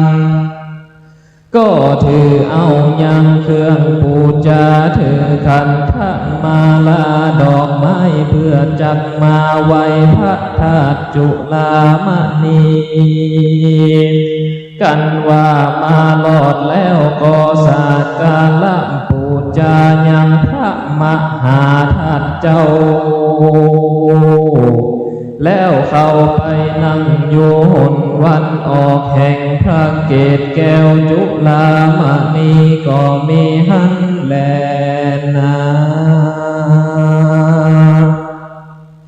พระมหาเถรเจ้าเตปะมาลัยหันแล้วก็ทำซึ่งเต้าตนแก้วอินตาวาเทวบุญและเทวดา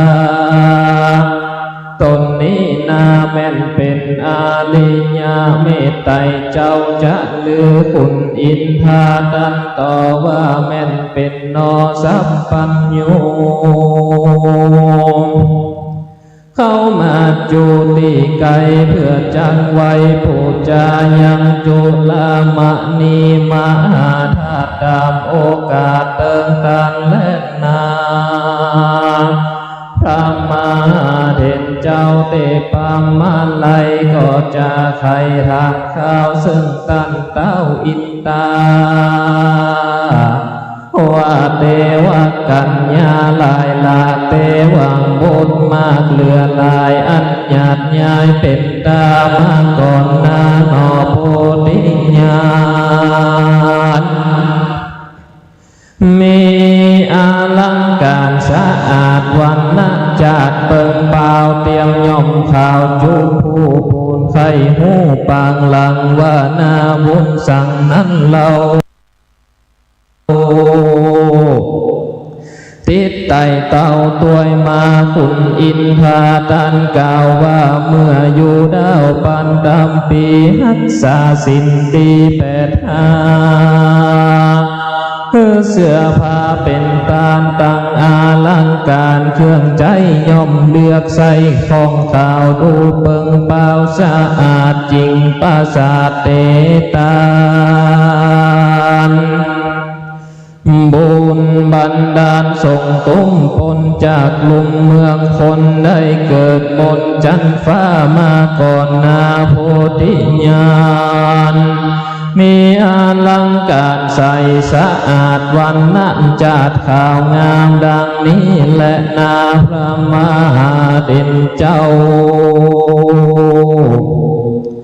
ข้านิ่งเล่าสงสัยซ้ำจะให้ถามข้าวซึ่งตันเต้าอินตาวะเทวดากัญญาลายลาเทวบุตรมากนำนามากำขวาที่ไกลแห่งเจ้าบุญใหญ่นอโพธิญาณมีอาลังการสะอาดวันนะจัดไล่เลืองเตรียมย่อมเหลืองจุผู้บุญไข่หูปางหลังว่านาบุญสั่งนั้นใสสะยองไว้ตัวตานโคนสะวันตานกล่าวว่าเมื่ออยู่ดาวปัตตวีหักษาสิน85เสื้อผ้าเป็นตานต่างปาริวานเครื่องใจย่อมเลือกใส่ของเหลืองดูลุ่งเหลืองผ่องแผ้วยกยืนแล้วตานไปกำดำใจก็กาดพ้นจากจาดเป็นคนได้เอาตนมาเกิดในจันฟ้าเลิศโตสิตามากำกว่าตีไกแห่งเจ้าบุญใหญ่นอโพธิญาณบัดนี้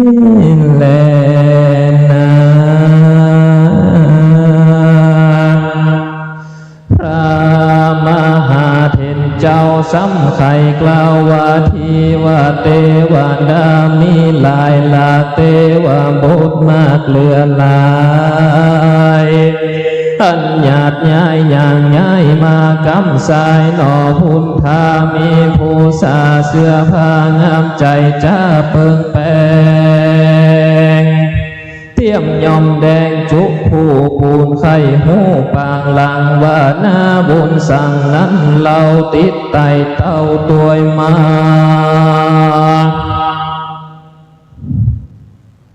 คนอินทาตานกล่าวว่าเมื่ออยู่ดาวบานทำพีหักษาสิ่งดี8 หาเสื้อผ้าเป็นตาลตั้งปาลิวานเครื่องใจย่อมเลือกใส่ของแดงอันเปิงแปงหักขอดยกยืนต่อเตตานบุญบันดาลมาเกิดในจันฟ้าเลิศโตสิตามีผู้สาเครื่องใจแดงเสียงไฟดูงามได้มาตามอย่างย้ายมากำสายนอพุทธาบัดนี้และนาพระมหาเถรเจ้า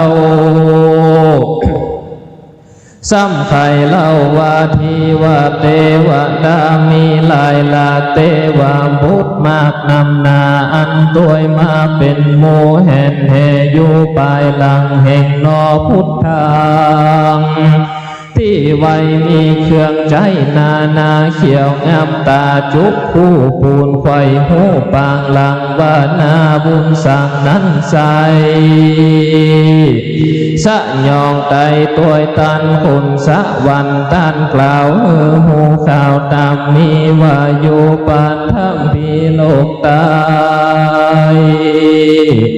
รักษาศีลไว้ดีงามศรัทธาตามบ่อผ่อนหือพาผ่อนเป็นตาลทั้งปาลิวานเครื่องใจย่อมเลือกใส่กองเขียวบ่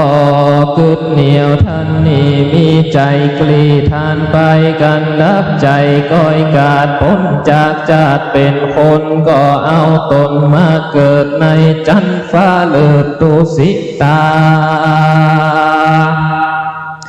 มีวัฏฏาเครื่องใจเขียวเสียงไฟดูงามดังนี้และนาการคนอินทากล่าวแล้วเจ้าตนแก้วเตปามาลัยก็ถามไปแถมเล่าว่านอพระเจ้าโพธิญาณมีสมบานแต่ไทยสร้างก่อไว้สันใดขอจะใครบอกเล่าหูข่าวขี้ยาคุณอินทาตอบเล่าว่าข้าแด่เจ้าเจียงจีโอปามามีเปล่งปล่อยว่ากะตายน้อยสามานมีใจหานใกล้หูเล่นไปสู่กงกาเอายังขาอันสันลงยังดันวังใส่จักยังไปหลอดห้องถึงปืนต้องนาทีบ่ร้อนจักมีอย่างใดแถมปากกาหนึ่งใสอุปมาดังจ้างตัวตาหากบอดออกละสอดดงตาลบ่อาจพันขึ้นหลอดถึงจิกยอดดอยผาองค์ปามาแต่ไทยจะเทียบไว้สันได้โอปะไมดังคาอันเป็นเจ้าฟ้าโคงสะวันจักไข่ปันกล่าวอ้างยังหน้าบุญกว้างนำนาแห่งนอพุทธาตีไว้เสียงไฟเรือมีกาแดดเจ้าเจียงบุญใหญ่อันว่านอพระตีไว้อริยเมตไตรตนจักลงไปบังเกิดเป็นภาพตนพระเสริฐไปลุนได้กัดตามบุญหลายหลากบารมีมากนำนาปั๊มเป่งมาเหมือนแก่นับอ่านแต่ 16อสงไขยยังปลายไปแสนโกดหมื่นแต่โสดดีลี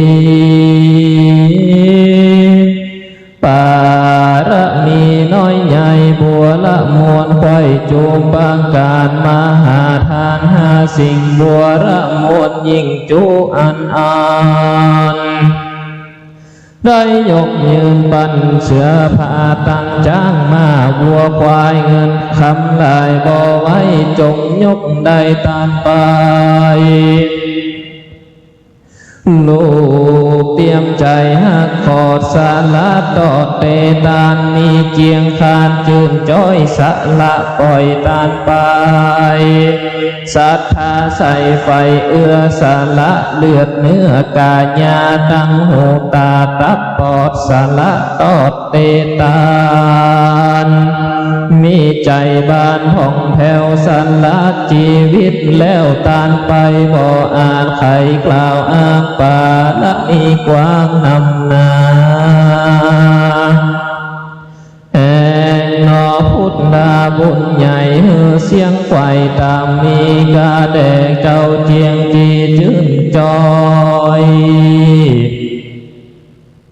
บัดนี้หนอพระยอดซอยมุนีมีปาละมีแก่แล้วทานังเต้นแก้วตัดภาสนากันโคนอินตาติราชกาวเสียงขาดสดกรรมอันว่านอคุณทำตนองค์อาจคือเจ้าจอมราชอาลิยะเมตตาก็สานเด่นไปบอดจานั่งส่องหน้ากองตาแห่งพระมหาเถรเจ้านกไว้เล่าจะถามว่ากาแดดเจ้าสิ้นงามหลายแลเจ้ามาแต่แดนใดจักไปไหนมานี้ขอกล่าวที่ตามมีแดดเดิว่าอันที่นั้นพระมหาเถรเจ้าก็ตานเล่าใครจาว่าดุรามหาราชตนองค์อาจเจียงตานมีสมปานหลายหลากเฮานี้มาจากจมปูเพื่อมาดูน้อมไว้ยังพระธาตุจุฬามณีตัดยามดีมารอดได้พระยอดองค์คำบัดนี้และนาอันว่าอาลียะเมตไตรโพธิสัตว์เจ้าก็ตานเล่าพุทธชาว่ามนุษย์สาลุ่มไตตั้งน้อยใหญ่ยิ่งใจมีหลวงลายมวลหมู่มีสภาวะอยู่สันใดพระมหาเถรเจ้าก็ไขต้านกล่าวว่าคนอยู่ดาวปันดางพีพองมีหลายลาพองทุกยากบ่ไหลลางพองไตตามตามคนสุขนำมีน้อยคนต่ำก้อยมีหลายจุงยิ่งใจโลกตายพ่องหูกขี้ไล่กาลีพ่องหูกงามดีใจจ้ามีพร้อมหน้านาดังนี้แลนะการพระมหาเถรเจ้าเดชปามมาลัยไข่กำไปบอกแล้วเจ้าตนแก้วหนอพุทธาก็จะใครทำเล่าว่าคนหนุ่มเทายิ่งใจคงควายตั้งบาปใจก็หยาพาลุนเลือก็ตำบุญแผ่กว้างขอกล่าวอ้างไขมาพระมหาเถรเจ้าก็ต้านเล่าจะใครว่าพ่องมีใจพ่องแผ้วสร้างบุญแล้วหลายประการพ่องใจหานเพื่อหยาบกาตำบาปทารุณคนใจบุญมีน้อยคนใจถ้อยมีหลายและนาหนอ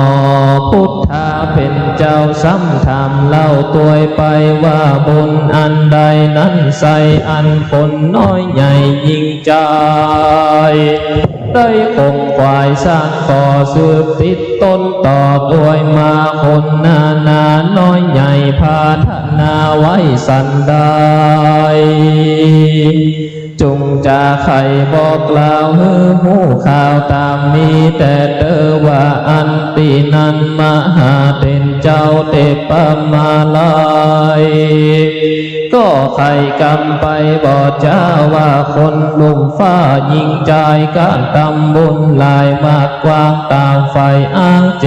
ตนาผ่องสร้างมักคาตั้งไตปลูกต้นไม้เป็นตาลสร้างวิหารอาวาสศาลาบาทภูนตีวัดหุมียกยืนโดยใจจื่นเจยบานพ่องหือตาลเข้าน้ำปัจจัยพร่ำของกินพ่องหักษาสินจะใจคนลุ่มไตยิงใจกระตำบุญลายต่างตามไฟอ้างศรัทธาดังผาธนาคำเจ้าว่าเมื่อมหาราชเจ้าลงไปโพดเวนในสัตว์โลกเพื่อพ้นโศกเครื่องขี่ขอบุญมีได้ไกลได้น้อมไว้ฟังธรรมคนหน้านำน้อยใหญ่ผาธนาไว้สันเดียวดังนี้และนากันพระมหาเด่นเจ้ากล่าวแล้วเจ้านอกแก้วอริยะเมตไตรยินมีใจชื่นจอยจริงกล่าวถ้อยไข่กำว่าแม่นคนหน้านำน้อยใหญ่ผาธนาไขว่จอมกันมักไขว่หันยังคาในวันหน้าไปลุนจุงกะตำบุญวิเศษตามกาละเขตนี้มาคือฟังยังมหาเวสสันตาราจารย์ตั้งกะฮือใดวันหนึ่งไขว่สุดตายโดยเครื่องตั้งหลายตามหีดคือผัดติดปันดวงดอกบัวดวงดอกปานวางเป็นการจังก่อนพังตบซ้อนหญ้าพรวางเป็นบอนเป็นกองกาสะล้อมหอมยิ่งแต่ละสิ่งปอปานใส่เนื้อขันตั้งไว้เตียนน้อยใดตัวตอมจอดตุงล้อมลายลาปันหนึ่งหากเป็นตาแล้วเล่งดาอย่าปอนเข้าปั่นก้อนดีงามลำดับตามคมไข่แล้วน้อมไว้ปูจาอาลาตนาประเทศยังมหาเวสสันดรท่านพระวรหลายลาคาถามาถึงปันคืนกับวันหนึ่งใส่เมียนไข่สุดไปกันคนตั้งหลายน้อยใหญ่กะตำได้ตามทำเป็นดังกำเฮากล่าวหูข่าวขี้ยาเตียงสมผาธนาไฟห้อยบอกลาดก้อยแผ่พันจักได้หันตัวข้าเมื่อวันหน้าไปลุนบ่หยาดจ้าและนาส่วนคนฟูงใดใจหยาบการตำบาปนานำคืออันนันตาริยกรรมหาสิ่งอันนักยิ่งเหลือลายบ่มีหมายได้พระพ้นเสียจากอเวจีคนถือมิจฉาทิฏฐิมืดบอดตอดแจ้งสอดกองธรรมคนใจดำหาวหาดได้ประมาทดังบุญคนทารุณหยาบจากะตำบาปกาลวงลายคนยิงใจนั้นใส่บ่หอนได้เติงตันบ่อาทันยังคาเมื่อวันหน้าไปลุนจ้าและนาพระมหาเถรเจ้าก็ตันเล่าพุทธจาว่ามหาราชเจ้าตนประเสริฐจักลงไปเกิดเป็นสัพพัญญูสอนคนจุมปูโลกไตพร้อมเสียงไฟอินพรหมเมื่อใดนั้นจาหนอพุทธาตอบพอย ว่าพระยอดซอยโคตามุนีตั้งศาสนาดีเมียดไว้5,000 ปีไว้เป็นตาเมื่อศาสนาสุดซอยคนจักถอยหน้านำใจมัวดำมืดบ่เกิดรอดต่างบุญป้ากันหนุนต่างบาปใจฮึกหยาพาลาบ่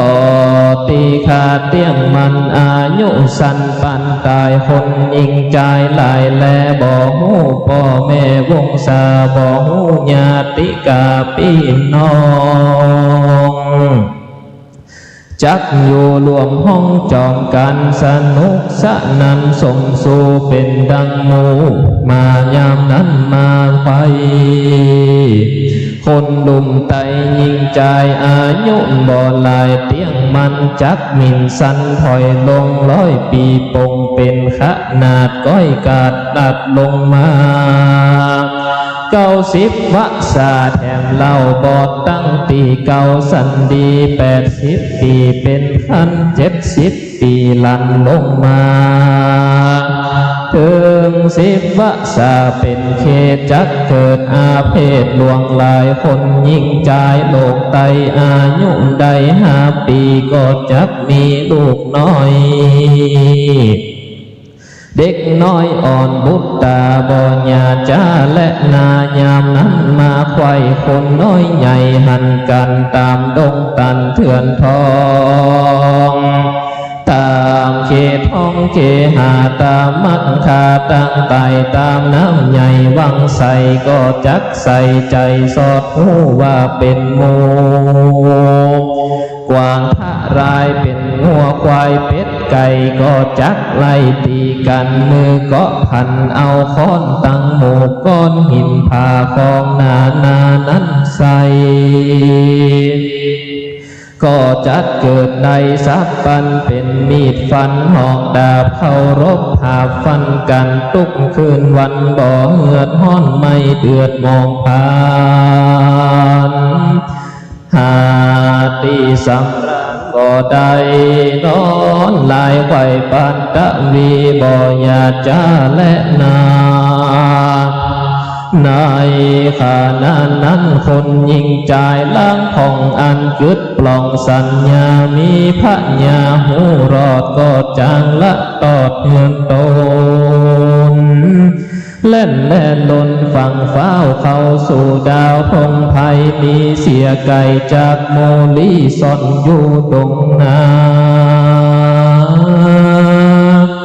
ตามคูหาเทียนพองไกลจากห้องเมืองคนกันโกละหนไม่เดือดหายแห้งเหือดไกล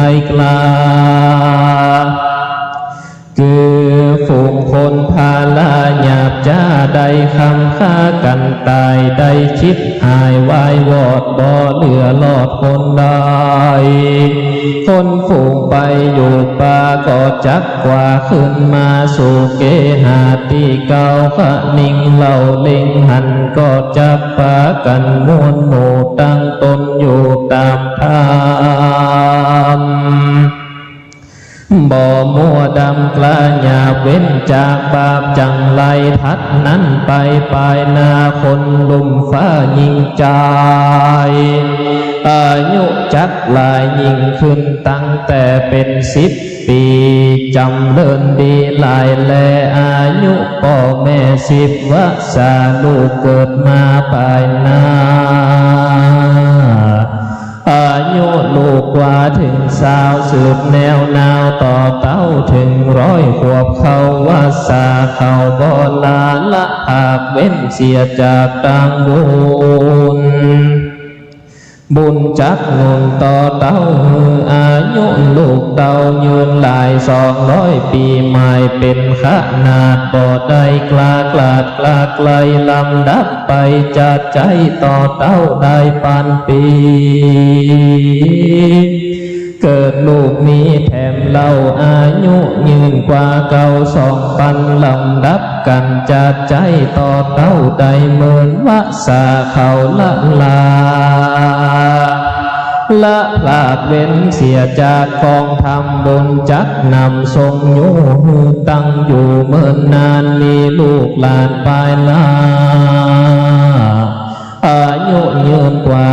2-3ลำดับตามบ่ขาดถึงขนาดแสนปียังจำเลินดียิ่งโยดถึงตื้อโกดอาสงไขย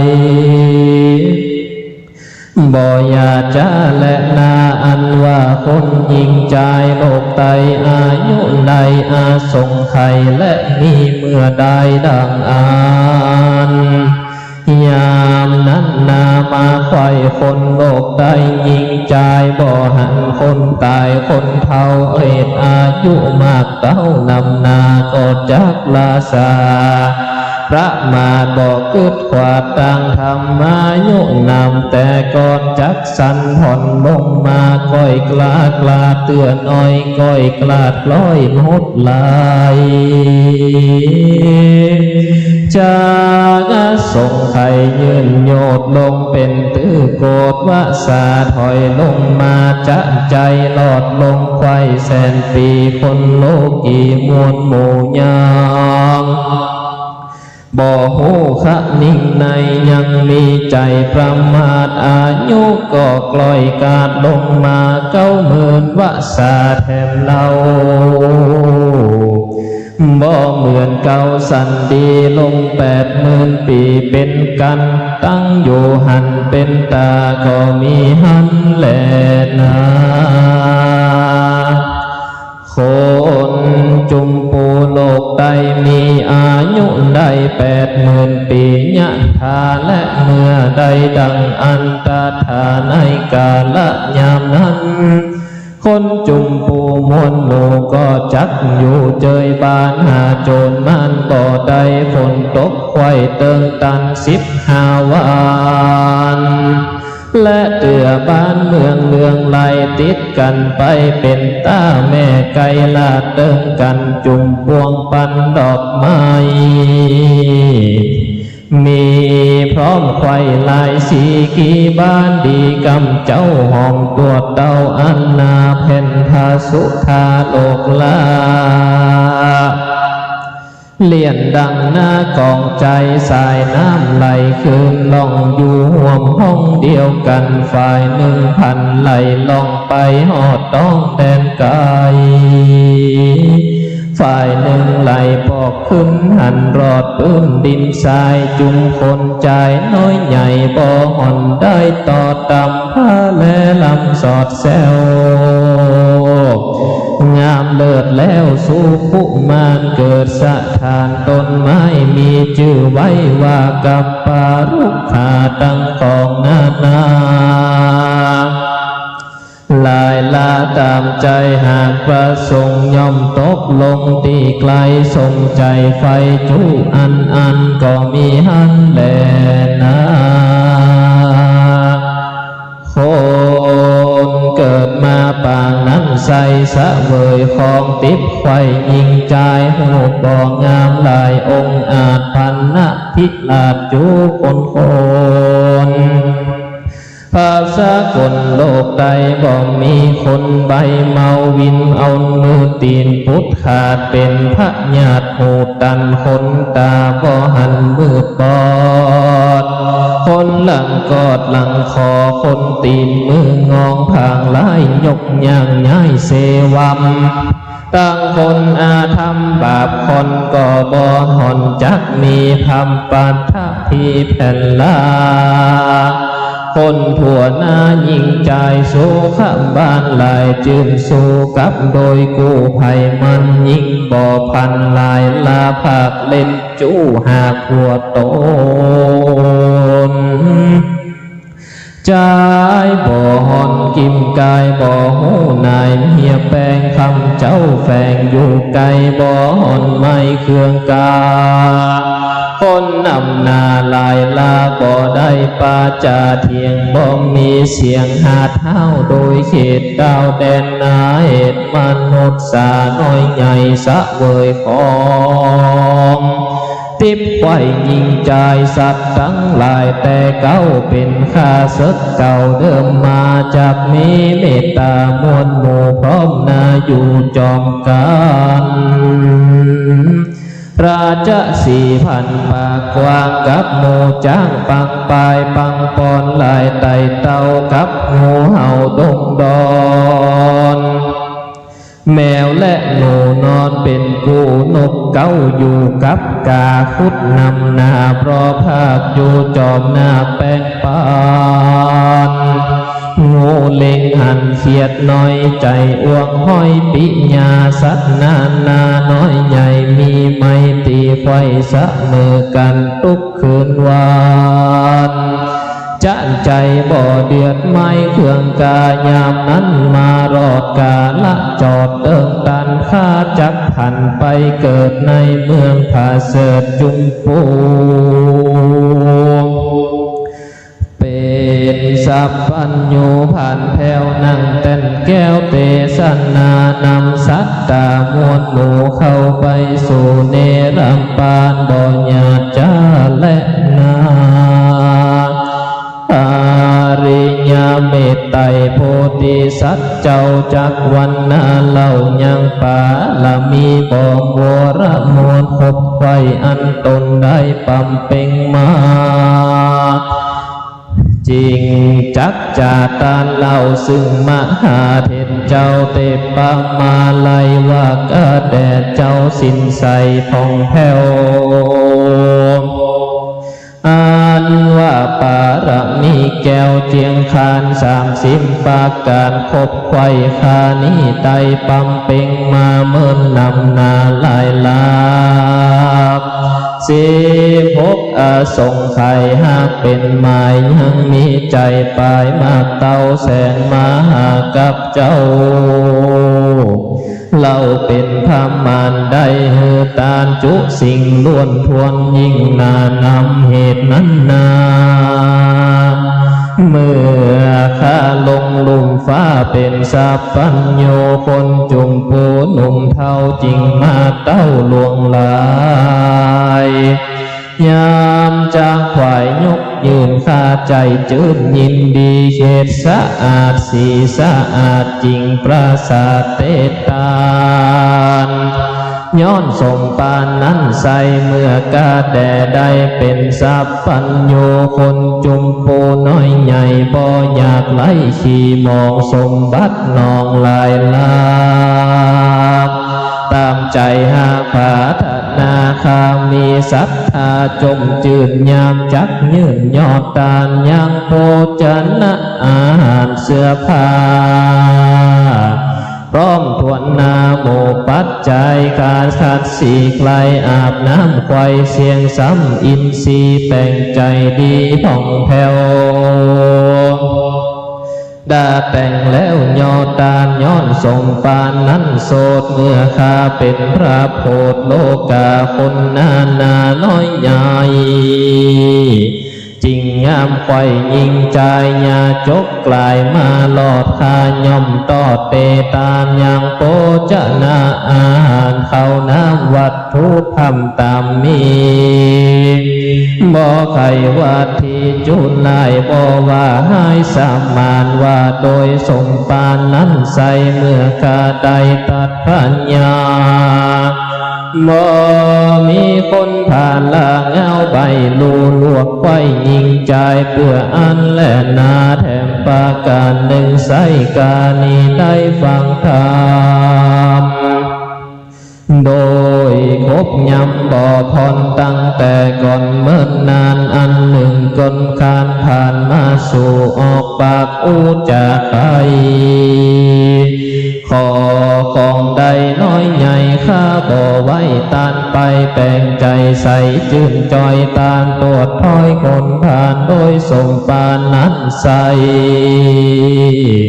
เมื่อกาได้เป็นสัพพัญญูคนจุมปูไข่จอก็มีคนตาบอดหูตันข้าไข่ปาน บอกกล่าวหือหูข่าวอันใดขอเจ้าสินใสบุญกว้างนำไปกล่าวอ้างไขจะมนุษย์สาน้อยย่อยหูแจ้งควายยิงใจแดดเตอว่าอันแล้วเจ้าตนแก้วหนอพุทธาก่อนย่อหัตถาอาภิวาทยังปะทาจุลามณีประทักษิณดีสามตังแล้วก็สั่งอำลายังพระพุทธมหาเถรเจ้าตนบ่เศร้าทารงญาณแล้วปาปานิวานทวนนาสาเดชสู่จันฟ้าตุสิตาอันเป็นอยู่แห่งตนก็มีหันแลนาเทโรส่วนว่าพระมหาเถรเจ้าก็น้อมเก่าอัญจุลียังพระมหาจุลามณีมหาธาตุแล้วโอกาสอำลายังคุณอินตาเจ้าฟ้ารีบปอกหน้าคืนหุ่นมาเมืองคนหนุ่มใตมารอดไตเร็วไวแล้วก็ใครบอกเล่าฮือเท่าว่ายิ่งใจมีดวงลายบ่น้อยหูที่ถ้อยตามกรรมอันนอคุณทำบุญกว้างหากกล่าวอ้างไข่ปันเข้าปากันจมจื่นปิติตื่นยินดีกันเลือดปีมารอดบ่ละตอดปางหลังย่อมตั้งฟังบ่ขาดยังมหาจาดเรื่องไหลเกเวสันตาระใสบ่เศร้าตั้งหนุ่มเท่ายิ่งใจการจุติตายกลาภาคลาละจากเมืองคนก็เอาตนไปเกิดในจันฟ้าเลิศปลายบนจุคนก็มีหันแลนาโสธาลินโทส่วนใจทุงกาตาหนุ่มเนาเลี้ยงแม่เท่ามารดามีศรัทธาหลายแลเตียวมาแต่โบขอรณีน้ำดอกมีลาบานดี8 ดอกพังปลีออกบานงามเตียวมาตามต่างไตได้ปะใสเจียงจีตนถ้าลงสินดีบ่เศร้าเกิดมาเห็นเจ้าเทปมาลัยมันมีใจจมจืนยกดอกยืนยอตาลโดยสมปานนั้นใส่จูดจ่วยใกล้ตัวตาลการดับขันความนาก็ไปเกิดจันฟ้าตาวะติงสามีนางกัญญาหลายลา100,000หากเป็นปาลิวานสุขสำราญบ่ขาดในภาษานอกนิลาบันดีกันย้ายตนเตียวต้องไปสู่ห้องเด็ดดอยดอกงามใสหอมหืนพดมาหับปืนปาทากินกันทาดอกไม้ตาลบไว้ตาวะติงสาคุณอินทายศเย้าตนภาพดาวโคงสะวันได้เล็งหันยินหลักจริงออกปากจะถามว่าดอกนิลละบนงามบ่เศร้ามีมากเต้านำนาโพดออกมาบ่คาโดยหับบาดยามไปหอบเอาใจบ่พรแต่จาดก่อนปางหลังกระทำบุญสั่งมากวางจุงกาวอ้างไข่ปันหือใดหันแจ้งที่บ่มีที่สงสัยเตวบุตรไข่บอกกล่าวคือหูข่าวจูอันคุณสะวันหูแล้วใจผ่องแผ้วยินดีปิติมีลำมอกจริงเอาดอกนิลละบนตามหนโลกไตคือหากใดดอกบัวเขียวสะเด็ดเร็วไว้วาดไปปูดจาพระธาตุจุฬามณีก็มีหันแหละนาโสเทวตาพุทโธ ส่วนเทวบุตรตนองค์อาจอยู่ภาษาเจียงคานสุขสำราญคำเจ้าตาบต่อเก้ากาลาบาทนี้แลนะตุมเหภาวันตาตันตั้งหลายมวลหมู่อันนั่งอยู่หน้านำนาจงจักจำชื่อไว้เป็นไม้ไต่สองตั้งเตียวจุงรีบเร็วก็สร้างนาบุญกว้างสมปานคือตาจาใจหักษาสินไว้กับตัวอย่าเมามัวมืดเศร้าตุกคำเจ้าป่าวนาบุญจักป่า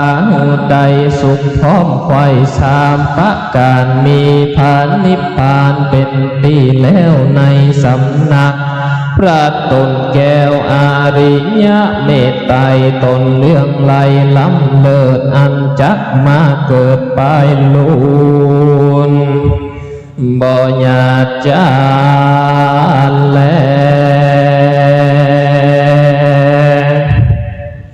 นิทิตังขีญาสังวันนาวิเศษ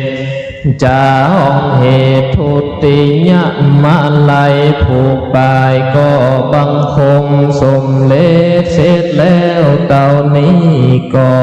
นแลสาธุสาธุสาธุศรัทธาพ่อศรัทธาแม่ศรัทธาสดับรับฟังกันพ้นสองมาลัยปายสมณเณรธนวัฒน์เย็นสุขใจสำนักวัดโลกบุรีแสดงว่าธรรมเทศนามรมวลเรียบร้อยศรัทธาที่อยู่ต่างบ้านฟังคลื่น104.50 เมกะเฮิรตซ์วัดฝ่ายหินหรือว่าดูยูทูบก็มีวัดฝ่ายหิน2นะครับวันพรุ่งนี้มาวัดโลกโมลีได้ตั้งแต่7 โมงเช้าจะเริ่มเทศนาธรรมพรุ่งที่1 ทศพรเป็นลำดาตามชะตาปีเกิดเป็นลำดับไปวันนี้ในการมาลัยปายมีคณะเจ้าภาพนายภาพพิรุณวัชระศรีสำเริงนางสาวนภัสเรืองนภากุลเป็นเจ้าเก้าเจ้าศรัทธาเรียนเชิญครับประเคนขันบูชากันธรรมด้านหน้าได้เลยเชิญครับช่วยกันเอาศรัทธาที่ร่วมด้วยช่วยกันพนมมือนะศรัทธาที่อยู่ทางบ้านด้วยตั้งใจพุทธังเกิดธัมมังเกิดสังฆังเกิดพุทธังอธิษฐามิธัมมังอธิษฐามิสังฆังอธิษฐามิพระพุทธเจ้าทรงตรัสเสมอว่าให้อธิษฐานในการกระทำบุญทำกุศลบารมีเราจะได้เกิดมังคละมงคลจะได้เกิดศรัทธาพร้อมกันแล้วก็ในขันแดงศรัทธาไม่ขาวเขาช่วยกันมาช่วยกันอยู่ในขันแดงเนี่ยกันเอาเจ้าภาพเจอเลยครับเรียนเชิญท่านประธานเรายกขันแดงซองอยู่ในขันแดงอีก1 ซองครับขึ้นนะครับประเคนถวายสาธุสาธุสาธุลำดับนี้ไปญาติน้ำไมตาอุทิศบุญกุศลไปถึงเทวบุตรเทวดาอาหักก็ดีบรรพชนบรรพบุรุษก็ดีตั้งใจญาติน้ำครับผมฮับปอนเนยะถาวริวหาปุราปาริปุเรนติสาคารังเอวะเมวะอิโตทินังเปตานังอุปกัปปติอิชิตังปัจิตังตุมหังคิปะเมวะสมิชันโตสัพเพปุเรนโตสังกัปปาจันโทปนรโสยถามณีโชติรโสยถาสัพพิติโยวิวาจันโตสัพพะโรโควินาสันตุมาเตภวะตวันตรายโยสุขีทีขายุโกภวะอภิวาทนาสีลิสานิจัง พุทธปัจจายโนจัตตารโอธรรมาวัฏันติอายุวันโนสุขังภะลังสาธุสาธุสาธุวันตามิพันเตสัมปังอาภาลาทังกามาธามิพันเตมิยากาตังปุญญังสามินานุโมทิตังพังสามินากะตังปุญญังไมหังการะปังสาธุสาธุอนุโมตามิอายุวันโนสุขังภะลังสาธุสาธุสาธุพ่อศรัทธาแม่ศรัทธาสดับรับฟังพระธรรมเทศนาหมดไปแล้ว2 ภู 2 กันลำดานี้ไปคาถาปันมีพันพระคาถาในพระเวสสันดรชาดกตั้งแต่กันที่1ทศพรไปจนถึงกันสุดท้ายมีถึงโมดรวม1,000 พระคาถาบัดนี้องค์แสดงพระธรรมเทศนาก็มาถึงแล้วนะครับเดี๋ยวเรียนเชิญเจ้าภาพอีกครั้งหนึ่งนะครับวันนี้เป็นเจ้าภาพ2 กันคุณภาคพิรุณนะครับพร้อมด้วยนางสาวนภัสเมืองนภากุลเป็นเจ้าภาพเพราะฉะนั้นพ่อศรัทธาแม่ศรัทธาคาถาพระเวสสันดรตั้งแต่9ทศพรมี19พระคาถาหิมพานต์134พระคาถาทานการ209พระคาถาอวานปเวท57พระคาถาชูโชค79พระคาถา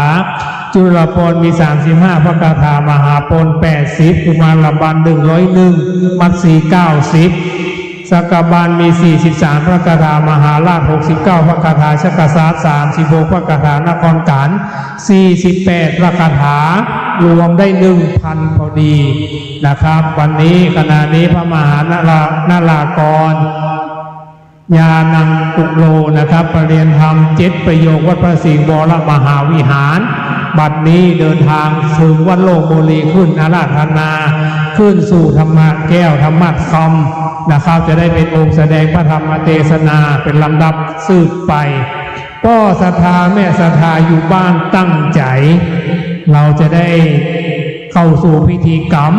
แสดงพระธรรมเทศนาผูกพ้น3นะครับเป็นลำดาไปเจ้าหน้าที่นะครับเตรียมประตูปัจจัยทายธรรมทายทานพ่อศรัทธาแม่ศรัทธาตั้งใจที่อยู่ในวัดโลกบุรีก็ตั้งใจ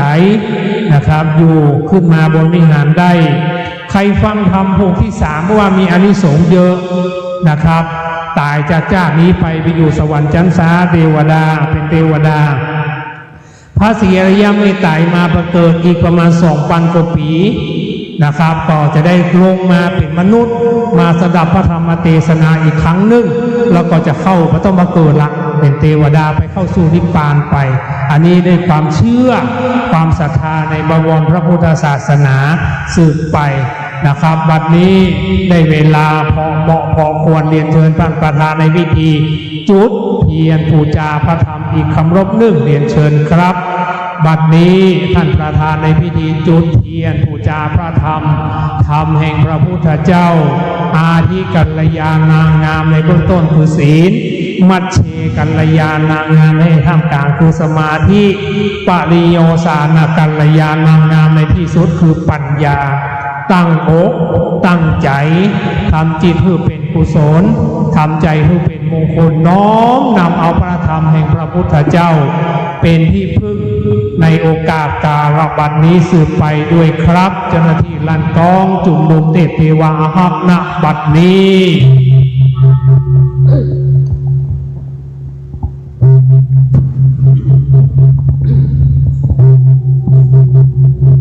สา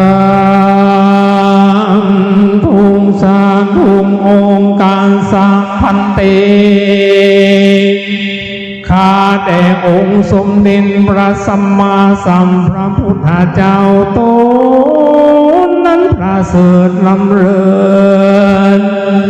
บัดนี้ถึงทำพวน3ชื่อคาถา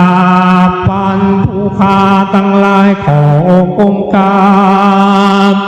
อาราธนาพระมหานรกวันประสิงห์วรวิหารโอ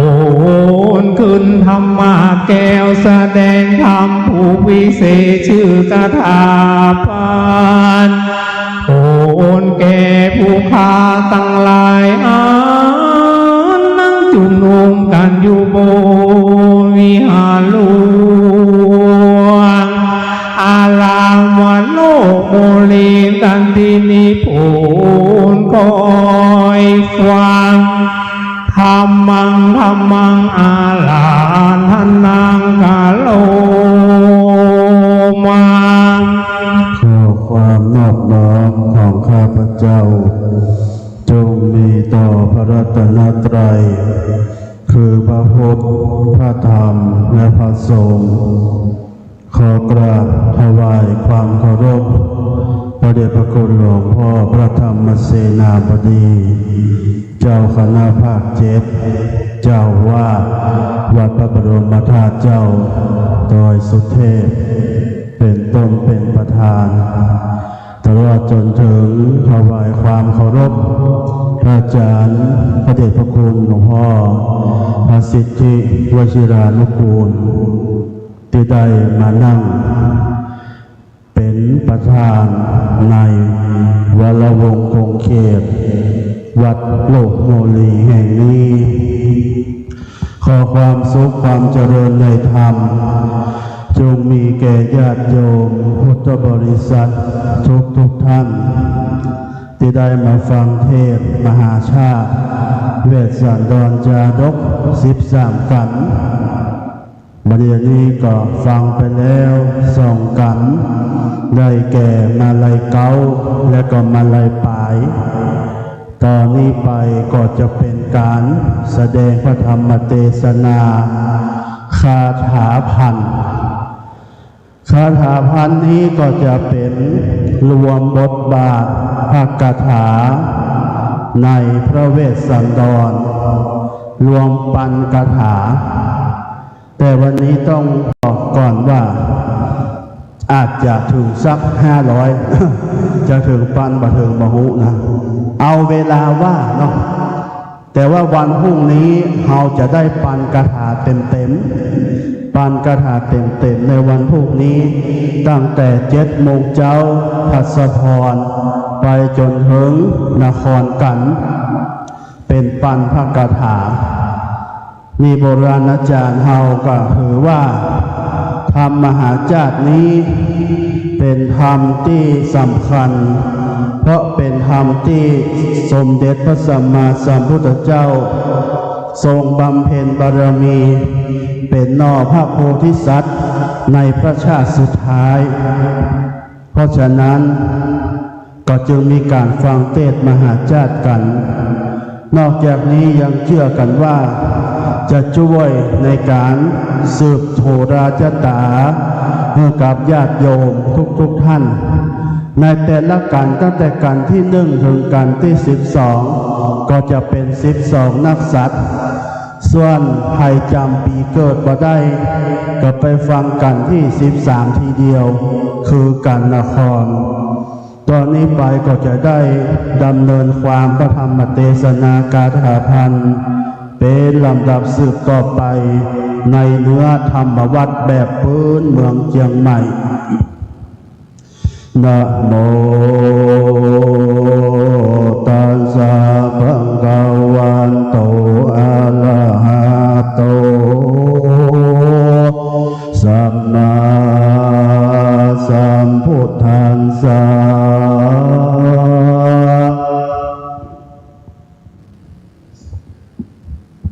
โพสเตวะลาวันนาเปเตอิตังสัตตกัมเปลาวะหุงโอปันเนสายานิโกตะละเมวิอาลันโตโปกาลาวะสังอาลัมพังกันเทสิเอสาจันทันนาจุนเนนาปูชา ตุมเหโสเมตตาตุมหาเทสันสามปุตตันสัมมาตาเหตุสังอันนากันเตเตพันเตสุวรรณมาลายามาญาตาวังปุจิโตอันเซนเตนามัยหังอุเลโหตุมาลาปุญเยนะเนเมตตาเตยาเจทานทาเวเหตุมเหเยปุจามัยหังปันเตนเทนตาตายาเอจันโตตุมหากังยะหาโวปันตันนาตันธาเตปุสะเตวัลลาวันนาเพวาลาโสตสัทธาวะเลปันธาปัญญาจาโลโปปังเจยังตุยหังมันนานโสปิยันติเอวัลลาจานะโมตายะโทเก่งปากปังมัญญาลัมมาจังเวสิมังฐานนามวาโตวาตลนีลุอันเตนะเจวัตเตกตังปะปังนาจะเมตาวามาเสอาปิญญาปุญญัญจันเตปะเลกินังเยนาตะปังวัฏามิหังสันติเกมะละนังตุยหังเวนาภาโวบังเวสติปฏิคันหาหิเมเอเตวะเลตันสาปังเวจาโตติวาลันจะเมอันโทสังกาสัมปะโพตานัมเมสัลลาสิวิลาจัสสะปัฏฐันเตตถาอัสสังเนเวสันเนนิลาเนตานิลภมูนิลังขีวัญญาตามิเคโพสะเตนามาเมนะตันหาอาจังโปเลนจันตาโปตังละเอทาวะละทังยาจะโยกังอามาจะลิงปุจิตังปันเตลาโจอิกิติมันตังยาสันเสนังคับพังเมทาลายันติยามาเชมังคังอันนันนาตังกันเจอานุนนาโตอันสานจาปังวะลิขิตังสะมะภะนามเมนับปะวัตโตยงปลิตานัสสันตุวาสังวังกาเยลันโจนาลิมเปตาวันจันจาปิปะโมจะเยมาโยละโกนจาพิโลเทนาลีวัลคะนายุเตโอนจาลาวะกากินเดโซนธรรมากันตะวันนิเตจิตตะละคะเลลุภูสิเตโสลามังสาปะโพธันเนสิเวลาจัสสะพัทธันเตตถาวัตสังมเหสียาติเยตะเปทัสสาวัลลาตินามัญญาสปังทะโสปันเนสีวิลาจัสสะวิเชเตสัมเปเตลาจัสสิวะเลติมะยาตะมัทธังปะกาเสนโตสัตตาอังหาอิตังวัตวานามังขาวาเทวะราชาสุสัมปติพุทธันติยาวะลังพัตตัวอาโนโมติดาวาสะโวติทัสสาวัลละกัฏฐานิทิตากะโตจุตาสาพุทธติสัตติเยอุปัญจันตะเจตุตัลลัมหินัคเลสัญจเยนะสัมมาคัมเมทัสสัมมาเสทาลาหิตวานังกัลลนติปุลังปัฏฐะจินังเบสานังวินทิญญามัจเจเท จะเลเสโพสาเตมะมันเตนะไมหังมันเตกังนามานาปิเวติกะสัมภวังจาตุหิเวสสัมเวนเทยาตัสสัมมาเวสสันตโลอาโหยะทานังทาละโกโหมิชาติยาอัตตวัตสิโกตถานิสัญชาปานเทปานสาเดทานังทาตุงเวจิตะยิงหะทะยังทะไกยะจักขุมังสังปิลุทิลังปิจะเทยังกายังสาเวตัวยาทิโกยาจะเยมะมันติสะภาวังจินตะยันตันสาอากัมปิตมสันติตะอากัมปิตัทธะปัทเวสิเลลุวนตังสัทธา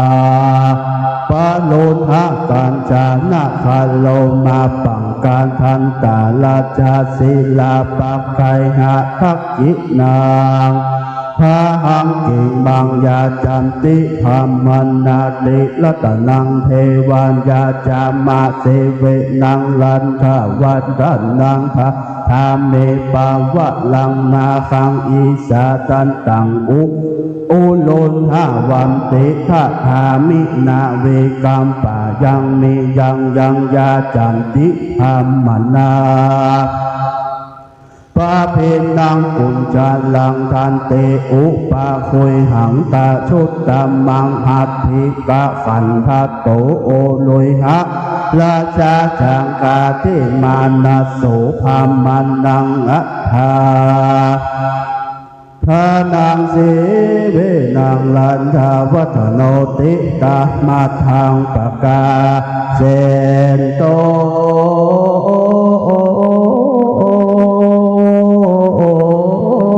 สัทธาอาหาตันทาสิยังพิสนากังตันทาสิโลมาหังสันนังหัตตินาเคปฏินามิเนทะเนสมกัมปันทันตันทาสิยังพิสนากังตันทาสิโลมาหังสันนังหัตตินาเคปะเทนัมเฮโคเพนหานาขลังตะหาสัมมากุลังปุลังอาสิโคโสจักวิปุโลมหาหัตถินาเคปะเทนัมหิสิวินังลัทธวัฒเนติอะเตตาวัตติสัทโธโตโมโลเภละโวมหาหัตถินาเคปะตินัมอิโคเปตะนาคลังตถาอาเตภาวะตาเตสัทโธตุโมโลเภละโวมหาหัตถินาเคปะตินัมเนสิวินังลันธัมวันตันเนติองค์การจาลันจาพุตตาจังเวสิยานาจาภามะนาหัตถาโลหะอันเนกันถาลันเทกาปฏิกัลกาเกวันโล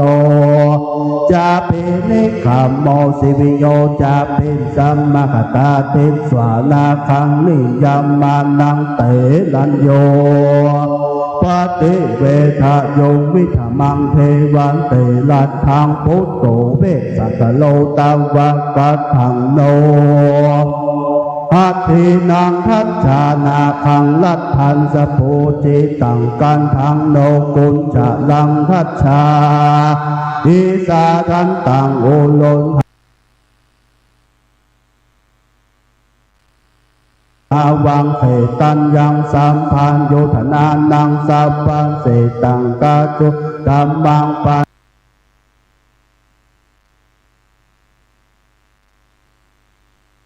โดอัมพัลละสัญชันนังปะตินังสัตุมัทธนังทันเต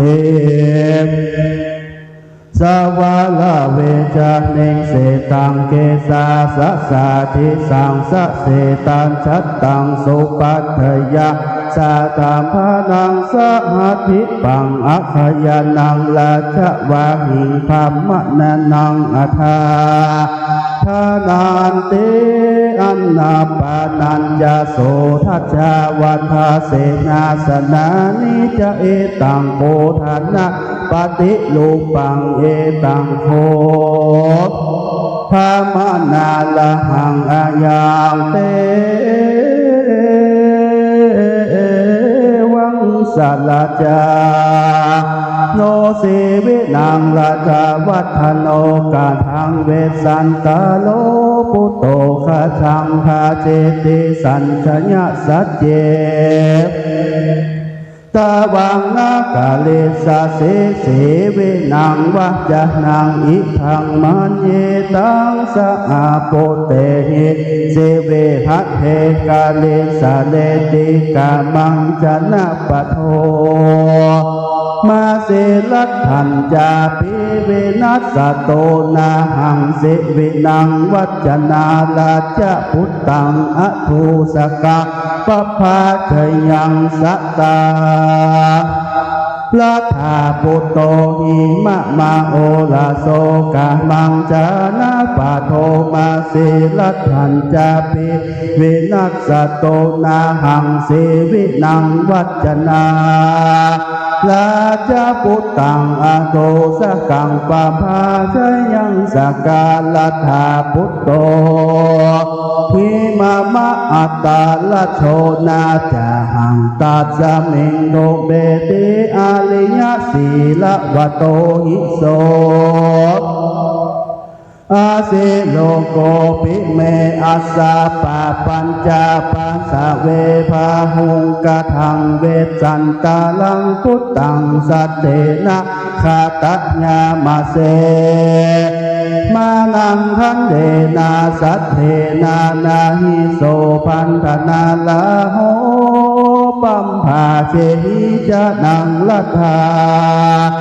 วังเกวาสตุปะภะเตติเอโสเตสิวินังสันโธชันทังนะปนุธามหาเสอิมังโสวะสะตุลติงกาเมจะปริปุญจตุตะโตลัตตยาเววาสะเนโสเลยาโสขมานังปฏิสมังคาสิวิโยหุตวาลัทธาปะภาชายันโตตันติตะมัทธังปะกาเสนโต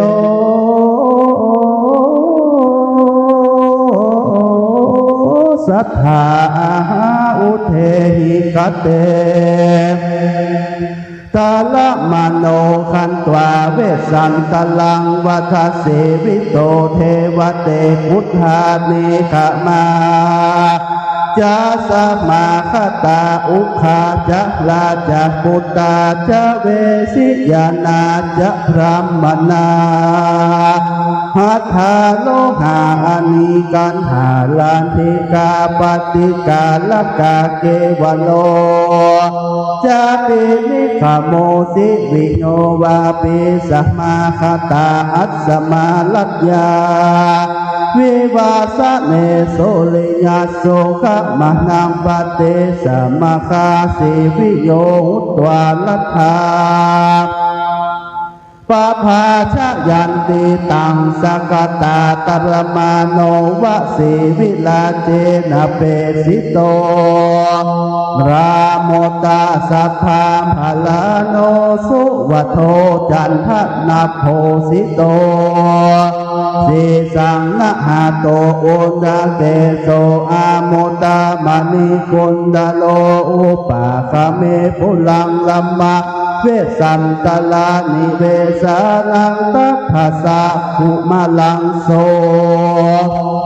ลัมมานาลัมมามานังสักเกปุเลปาลิกินังอมัจเจหิติทัสสะนังวะสาสวังโสกาธาคันตวาลัมมะมานังกัตตวาเวสันตละมาพลวิทุกขังเต เวทายิสามิมาเมกุญจาลาเทสาภาวันทิตวาโลทมโนโสกัตวาราชานะมาปลวีพัตตาเมเสมหาราชสัพพกามะลาสาหโลโภคังเตเวทาเยสามิตันทาอาสาสยันโตมังสีวิโยเทวเตพุทธาเนคมาจาสมาคตาอุคาจลาจะปุตตาจะเวสิยานาจะพัมมนาหัตถาโลกาอานิกัตถาลาธิกาปฏิกาลกาเกวโลจาปินิขโมสีวิโยจาปิสมาคตาอาสมาลัตญามิวันสันเลสุริญาโสขมานังปาติสมัคคาเสวิโยหัวตวาลัทาปะพาจยันโตตันเตเกสมิงเมเสวิโยพุทธาโน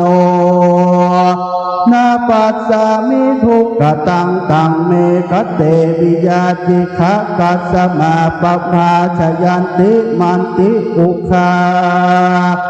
จาลาจาพุตตาจะเวสิยานาจะพัมมนาหัตถาโลหะอนิกัตถาลธิกาปฏิกาลากาเกวโลจาปินิขโมสีวิโยจาปิสัมมาคตาอาสมาลัตญาวิวันสันเนสุริญาโสขมานังปฏิสัมมัคคาสีวิโย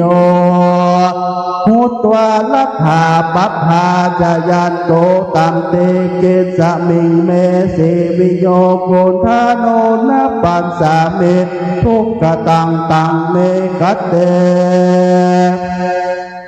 กาสมาปัมพาจยันเตมันเตอุคาจะลาจะปุตตาจะเวสิยานาจะหัมมนาหาทาโลหะอนิกัตถาลธิกาปฏิกาลกาเทวโลจาปินิขโมสีวิโยจาปิสัมมาคตานาขันธาเนนาเกยันเตตัสมาปัพพาจยันเตตันเตหันทยังจักโคมหังทัจจังกิเมพะหิละกังธนังหิลัญญังบาโสวันนังบามุตตาเวลุลิยามณิงทักขินังวามหังพาหุงทิสวา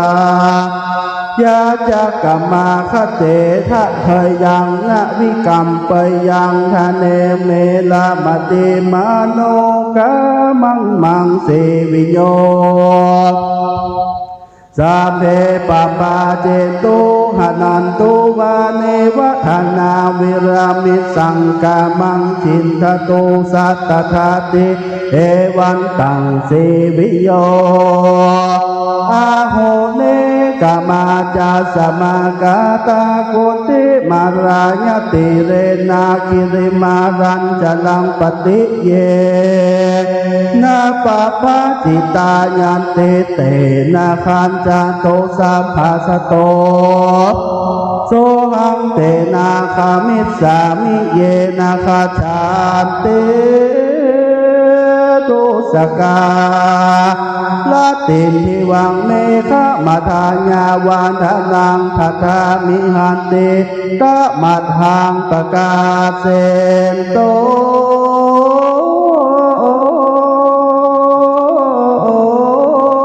สัทธาอามันตาเยนทาราชานังมาทิงสัพพังคาโสปนังยังเตกินติมายาเทนังธานาทานยังจาเวจเตหิรัญยังวาสุวรรณังวามุตตาเวลุนิยาพระหูสัพพันตังนิตาเหยาสิยัญจเตเปติกังธนานติตมัปลวิลาจะพุทเตเท มัทธิสัพพังคาโสภนากุหิเทวะนิทาหยาสิตังเมอาคาหิปุจิโตเตศิลาวันเตสุระเจเสธานังมัทธิยทาละหังนาหิธนาปลังอาเตปฏิทาสัมภปานินันติปุเตสุมัตติธัญญสิสะโสลามิจโยจะตังภัตตามัญญยะสักกาสักกจันตังอุปันดาอิโนจิตังพันตามัญญยะมายาเวปาวะเสนาเตอัญญังภัตตาลังปริเยสิมากลิทะมายาวินาติอาหังมีวานังคัจฉามิโคลังภาลมิขายุตังสังสโยชีวิตาไมหังเอกาคัสสะภราหาวันเนติตัมมาภรวิราชพุทเตสัพพังคาโสภนาอาภุเมกะขังโนภนาสิปะปะกังวัตภาสสิเนสะธัมโมมหาลาจายังตะวังกัจจยาเอกโกอาหัมปิเตนะคัจฉามิเยนะคัจจสิคติญามะละนังวากายาสัตถิงชีวิตังวาตยาวินาตันเทวะมัลลนังเสยโยยันเจชีเวกายาวินาอัคคีอุทาลายิตวานะเอกชาลาสมาหิตังตัตเทวะมัลลนังเสยโยยันเจชีเวตาวาวินายะหาอลังนิกังนาคังทันติอันเวติอัตถิเนเชสันตังกิเลทุเกสุสเมโสวิสเมสุจะเอวันตังอนุคัจฉามิมุตเตอาคายปัจฉโตโสภาลาเตภเวสามิลาเตเหสามิภูภาลาติอิเมคุมะเลปัสสันโตมันชุเกปิยภาหิเนอาสิเนวนาคุมพัสมินาลาชาสาสริสาสิอิเมคุมะเลปัสสันโต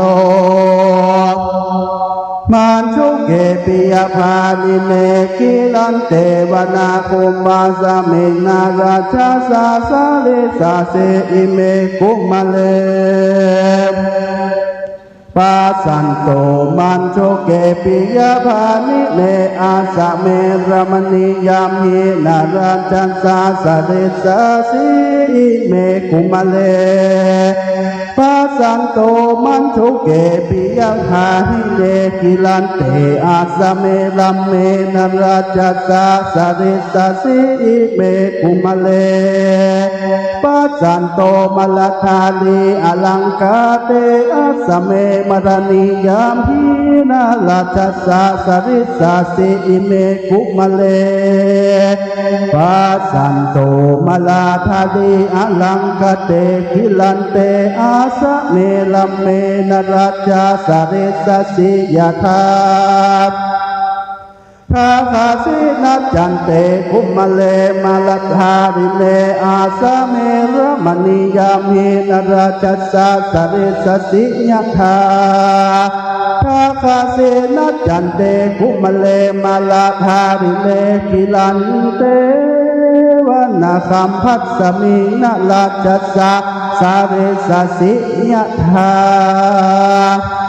ภาคาเสมาตังคังกุญจลังเอกังนลันเยวิจลันตังนลัจจัสสะสริสสิยะธาภาคาเสมาตังคังกุญจรังสันติหายานังสายังปะโตวิจรันตังนลัจจัสสะสริสสิยะธากาเลนุสังคาสาโยทัสสะปุระโตละชังคนจังกาหติมาตังโคกุญจโร สาเดหายโนตังสตังนาทาโตสุตวานราชสาสเรสาสิอุปโต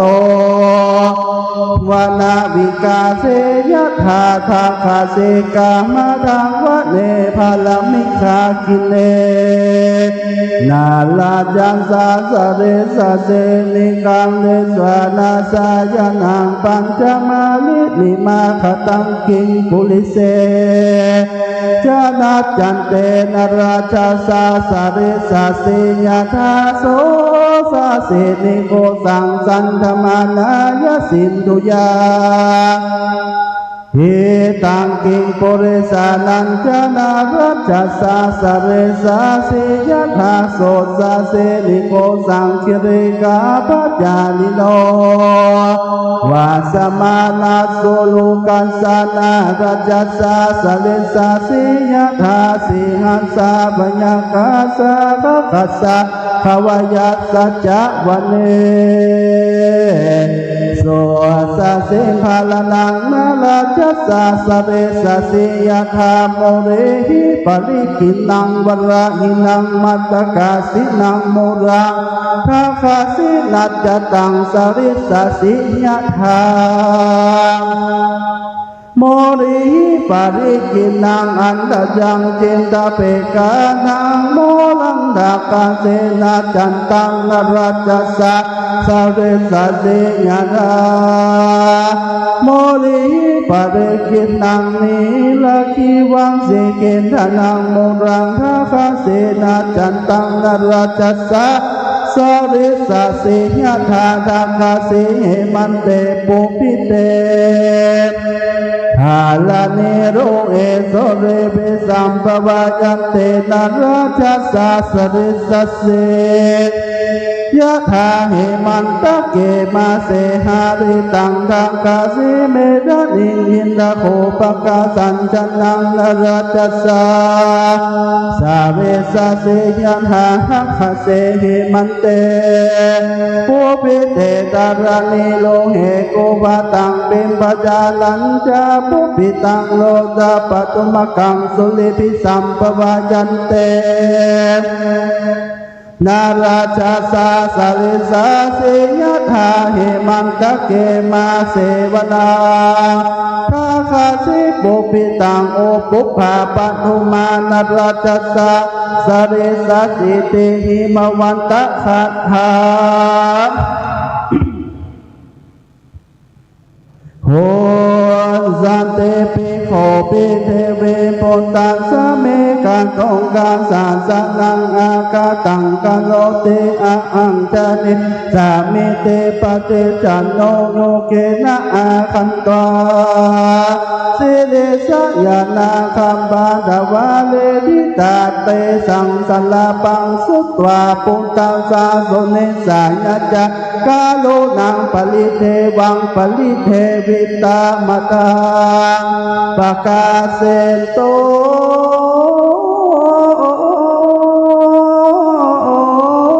สัทธาเตสังลาลาปิตังสุตวาพุทธัสสะโสเนสายะจักาโลนังปะลิเทเวสิลาจะพุทธิญาสสิเนสยโยวิสัมเมฆายิตังปะปะตาปะปะเตยะหังวัตถุยาภาชาพิยาหังกันสมาเวสันตาลังพุทธังปะปะเจติอะตุสกังอัจฉายิกังดานาปฏิยาจะโยคังอมัจฉลิงภูติตังปฏิลาจุหิกิติมันตังยาสัตสินังกัสสมาเวสันตรังพุทธังปะปะเจติอาโทสกังมาตาเปติพลังจันตุงกุเลเชถาปัจจายินังกัสสมาเวสันตรังพุทธังปะปะเจติอาโทสกังลัญโยหิตังเทวะเห หิตังยาตินังสักขินังยิตังสัพพัญสาลัทธัสสะคัสสมาเวสันตรังพุทธังปปาเจติอาโทสกันเตมโดเนวะปลิตานิอัปภาวะปฏิตาชภาเอวังเหสติเตลัทธังปภาเจติอาโตสกังหังโสเนเกนาปันโตวาปลาสมิงอโนดาเกอาปาวิโตอามาเจหิเอโกลาจาเวหันยาติตังตังพระโดเมมหาราชาโตเตมาอุปัจจคามมานังเสวินังวัจนาปปาเจสีอาตุสักขันเตธรรมสาปติติงกุมมิงสีวินาวินายังทัจังปปาเจมิสกังพุทธังปนาติญาตโลหิเมติยัสสะปุเพราชกานิกานิกาลาวะปุปิตายายันตมานุยายันเตสวาเจโกวะคามิสติยัสสะปุเพอานิกานิกานิการาวะปุปิตายายันตมานุยายันเตสวาเจโกวะคามิสติยัสสะปุเพอานิกานิกานิการาวะญาณิวายายันตมานุยายันเตสวาเจโกวะกามิสเตอินทาโหปะกะวันนาภา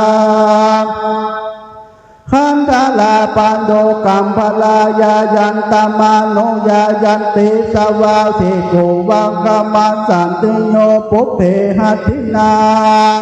ยาเตสิวิกาญาราเดนาจาสวาจาเวสันตโลลาชากตังกัจจติปติโกกตังจันทนาลิตังโพนัจจคิตาปะโพดาโน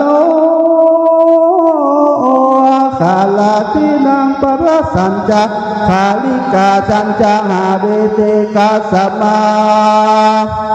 นาเพหาริยันเตกาสวะอาชินานิจาปวิสันตังพระหาลัญญังคัสสมาจิลังนาพันจเลกาทังโอจิลังดาเลนติลาจะปัมปันจิตานารา กตังพุทธามายังกิรังมาเตปาลิตาเอสติกาสิยานิปัฏฐาเนตวามุโหมะโกทุมภรานิจักกุสัจจิวรานิธาเดนติกทังมัทเถ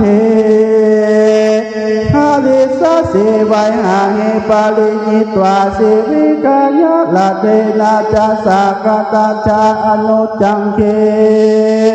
ปะทังคาจติปฏิกายะสามุทุตะลาหะตาจาลานาวาสุเกติตาสากตัญจอนุจังเกปะตังคาจติปฏิกายะสามุทุตะลาปะตาจาลานาวาสุเกติตาปะทุกาหิโสวันนาเอปิลามานาวะคัจจติสากตัญจอนุจังเกปะทังคาจติปฏิกายะสาอิติสหัสสะปุระโตคาจติมาลินิสาปาทัญจาโนจังเกวานังคาจติเอกิกายาสาสิวายาสุตวานามาหุอุตตะลาสเตภุเลสากคาจาโนจังเกวานังคาจติวิลุกายาสาอินทัสสะโหตัสสะอุโลกัสสะปวัสสะโตโสตวานานันตาโตวิตาวาเลนิวะปะเวทติสากตาจาอนุจังคีวานังคาจติปิโลกาสากุณิหตาพุทธาวาสัญญังดิสวาโกลาวะกังกิลังโดเกนัญจานิสังสุญญังอาคัมมิมังปุลังสากุณิหตาพุทธาวาสุญญังดิสวากุลา วะกังเกสาปะโตภเวสามิปิเยปุตเตอาปัสสะเตสะโกเนอัตตาปุตตาวาสุญญังทิสวากุลาวะกังเตนะปัตตาวิสังพิเยปุตเตอาปัสสะเตโกโลเลวะอัตตาชาปะสุญญังทิสวากุลาวะกังจิลังโลเกนะจานิสังสุญญังอาคัมมิมะกุลังกุลุเลวะหัตตาชาปะสุญญังทิสวากุลาวะกังจิสาปันโตภเวสามิปิเยปุตเตอาปัสสะเตโกโลเลวะหัตตาชาปะสุญญังทิสวากุลาวะกังเตนะปัตตาวิสังปิเยปุตเตอาปัสสะเตสะโนนาจักวะกิวะปัลลัมบาลสามิอนุระเกติลังโตเขนะจายิสังสุญญาอาคัมมิมังพุลังสานุนาจักวะวิวะปัลลัสสามิอันระเกกิสาปันโตภเวสามิปิเยปุตเตอาปัสสะเตสะโนนาจักวะวิวะปัลลัสสามิอนุทักเกเตนะปัตตาวิสังปิเยปุตเตอาปัสสะเตวันจาเมเวลาปันติยาลาจาพุตังอโดสกังปะปะเจสิจะนังลัทธามันเยจาเมเจเบตันติตะมะกังปะกาเสนโตสัทธาอาหาตัสสะสาลปิตังโสตวาสัพพะอันเตปุเลอหุหาหาปะไคหาปังกันดงเสเวกัญญาสมาคตาสารวะสัมปมัตติตามาลุเตนะปมัตติตาเสนเตปุณตาจัทาราจาเวสันตรานิเวสเนโอโรธาจักขุมาลาจะเวสิยานาจะพระมนาภาหาปังไคหาปังกันทงเวสันตรานิเวสเนหตาโรหาอานิกันธารานิกาปเตธารกาภาหาปังไคหาปังกันทงเวสันตรานิเวสเนตาโตรัญญาวิวาสเนสุริยาโสกามานังปฏิอาตาเวสันตโลลาจาทานังขาตุงอุปาคเมวัฏานิวัฏกามานังโสตานังเทลาวารุณิโมจนะหตินังสัมมาเนวาปเวชตมาจากกินเจวานิภะเกหิตายิตายิตาคเตตาเปตาอนาปะเหนาคจันติปฏิปูติตาเตโสมัตตากิลันตาวะสัมปตานติวะนิภกานิกามันเตมหาลาเชเสเวนังลัตตาวะทะเนอาเจโสวะตาโหลุขังนานาภาลาทะทังทุมังยะถาเวสันตลังลัทธาปภาเจนติอาทูสกังอาเจโสวัตโพโลขังนานาภาลาทะทังทุมังยะถาเวสันตลังลัทธาปภาเจนติอาทูสกังอาเจโสวัตโพโลขังสาภากามะทลังทุกขังยะถาเวสันตลังลัทธาปภาเจติอโตสกังอาเจโสวัตโพโลขังสาภากามาลาสังหลังยะถาเวสันตลังลัทธาปภาเจติอโตสกังเยวุธาเยจะหะภะหลาเยจะมัชฌิมาโพลิสาภาหาปะไคหาปังกันทงนิกามันเตมหาลาเทสีวินามลัทธาวัตเนอิเตบุตาปกาเลนะก็มีด้วยภากา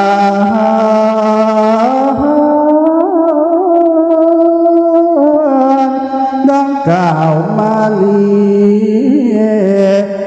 เลนาสหัส สาคาตาเนติตาขิยาสังวันนานาวิเศษยาห้องเหตุคาถาปันก็บังโคมสมเลสาเดสาธุสาธุสาธุพ่อแม่ศรัทธาสาธุชนคนเชียงใหม่คนล้านนาประเทศตลอดถึงคณะศรัทธาที่สดับรับฟังขึ้นวิทยุ 104.50 เมกะเฮิรตซ์วัดฝ่ายหินดูอยาก YouTube ก็ดีวัดฝ่ายหิน2เพจก็ดีวัดฝ่ายหินบัดนี้ทำพ่วน3ชื่อว่ากถาปันมีทั้งหมด 1,000 พระคาถาที่จะได้แสดงพระธรรมเทศนาวันพุธตั้งแต่ทศพรหิมปานธนาการวรรณประเวศชูโชคจุรพจน์มหาพลกุมารบาลมาศรีสกบาลมหาราชกษัตริย์นครกัญรวมถึงหมดมี 1,000 พระคาถาพอดีบัดนี้ท่านพระมหานารากรวัดประสิงห์หลวงเมตตาแสดงพระธรรมเทศนาเรียบร้อยณบัดนี้ไปจะได้กราบเรียนเชิญประธานเจ้าภาพคุณภาพพิรุณวัชระศรีสำเริงนางสาวนภัสเรืองณภาคุณนะครับแล้วก็คุณพุทธชาติวัฒนาวิมลกรนะครับอันนี้เป็นเจ้าภาพเป็นเชิญครับแล้วก็ศรัทธาของเราตัวเนื้อทุกท่านทุกคนให้หอมกันนะครับช่วยการพนมมือขึ้นตั้งใจเรียนเชิญประธานในพิธีนะครับท่านได้เข้าประเคนกันทำศรัทธาก็ตั้งใจนบน้อมเอาคุณพระรัตนตรัยคุณพระพุทธคุณพระธรรมเป็นที่พึ่งที่สุดณบัดนี้สาธุสาธุสาธุบัดนี้ไปตั้งใจญาติน้ำอุทิศบุญกุศลฝากไปหาเทวาห้าสิ่งศักดิ์สิทธิ์ทั้งหลายณบัดนี้ครับต่อไปญาติโยมตั้งใจหยาดน้ำอุทิศส่วนบุญส่วนกุศลและหับศีลหับพรเป็นลำดับสืบต่อไปยะถาวาริวหาปุลาปาลิปุเรนติสาขลังเอวะเมวะอิโตทินังเปตานังอุปกัปปติอิจิตังปฏิตังตุมหังคิปะเมวะสมิจจันตุสัพเพปุเรนตุสังกัปปาจันโทปนะระโสยะถามณีโชติระโสยะถาเอวังหนตุดีและอัจจะในวันนี้ก็หากเป็นวันดีสลีสุภะใจยะมังกละอันผาเสดลำเลิศยิ่งก็วันและยามตั้งหลายด้วยว่าวันนี้เป็นปาเวณีตั้งธรรมหลวงเทศมหาชาติของวัดโลกโมลีประจำปีพุทธศักราช 2568 ก็ได้มาจุกมาจอดมาลอดมาเติงบัดนี้ไม่มีเจ้าบุญศรัทธาอุปาสกะอุปาสิกาทายกทายิกาทุกท่านทุกคนของวัดโลกโมลีได้ร่วมกันทำบุญปุจจาอย่างประธรรมเทศนาคาถาพันในวันนี้นอกจากนี้ก็ยังมีคุณพุทธชาติวัฒนวิมลการนายภาสวิธิลุลวัชระศรีสำเริงนางสาวนภัสเรืองนภากุลและก็พร้อมกับโดยญาติโยมพุทธบริษัททุกท่านทุกคนก็ได้ประกันตกแต่งแปลงพร้อมน้อมนำมายังจตุปัจจัยบุพามาลาดวงดอกข้าวตอกดอกไม้ครัวกินครัวตามมวลพวงนี้มาถวายปูจาพระธรรมเทศนาดวงวิเศษอันมีชื่อว่าพระคดาพันเทศนาปริโยสารก็ได้เทศนาไปเป็นที่เรียบร้อยแล้วขอบุญกุศลอย่างนี้จงเป็นปฏิพรย้อนมาปกป้องคุ้มครองรักษาตั้งเจ้ามูลศรัทธาตั้งหลายอยู่เมื่อมีใจไปตั้งใดขอให้มีแต่โชคแต่ลาภข้าเปชนะข้าศึกศัตรูหมู่มารจะได้มาไก่มาใกล้จงเจริญไปด้วยอายุวันนะสุขะพละปฏิภาณะอธิปไตยะลาภสักกะละมุ่งมาตรปรารถนาสิ่งใดขอให้สำเร็จสมดังกรรมปรารถนาด้วยอานิสงส์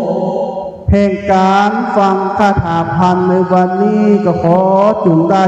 เป็นติดประมวลอันวิเศษขับไล่ปัดเป่ายังสัพพทุกข์สัพพโศกสัพพโลกสัพพภัยข้อปีข้อเดือนข้อวันข้อยามข้อเมื่อเจ็บเมื่อใครนั่งยืนเตียวเหลียวพ่อข้อเมื่อคืนมหารข้อเมื่อวานมาหูข้อได้อู้ได้จาข้อตั้งในได้ปาปิดข้อปาปิดไหลหลักข้อได้ปากเป็นกรรม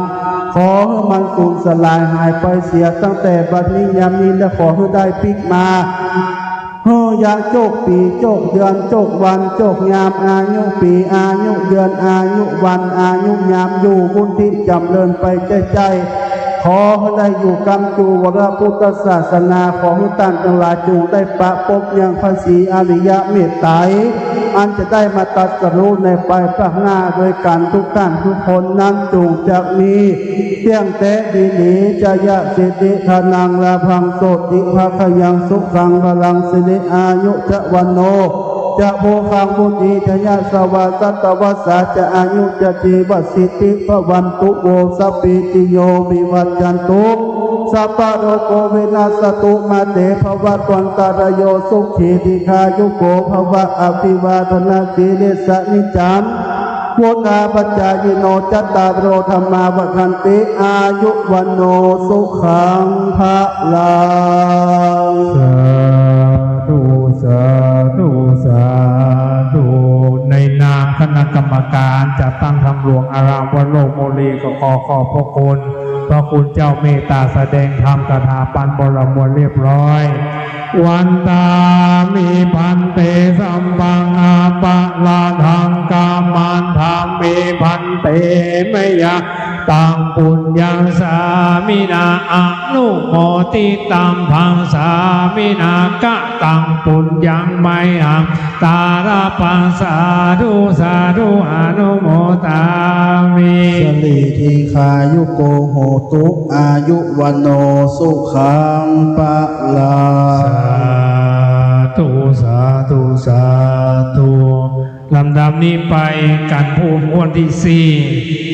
อานิสงส์พระเวสสันดรครูบาเจ้าหลวงท่านพระครูไพบูลย์เจติยานุรักษ์ท่านดร.ดวงคำอภิวัฒโนสำนักวัดโลกโมลีประธานสงฆ์นะครับจะเมตตาแสดงธรรมอานิสงส์พระเวสสันดรคำว่าอานิสงส์คือผลบุญกุศลนะครับคนใด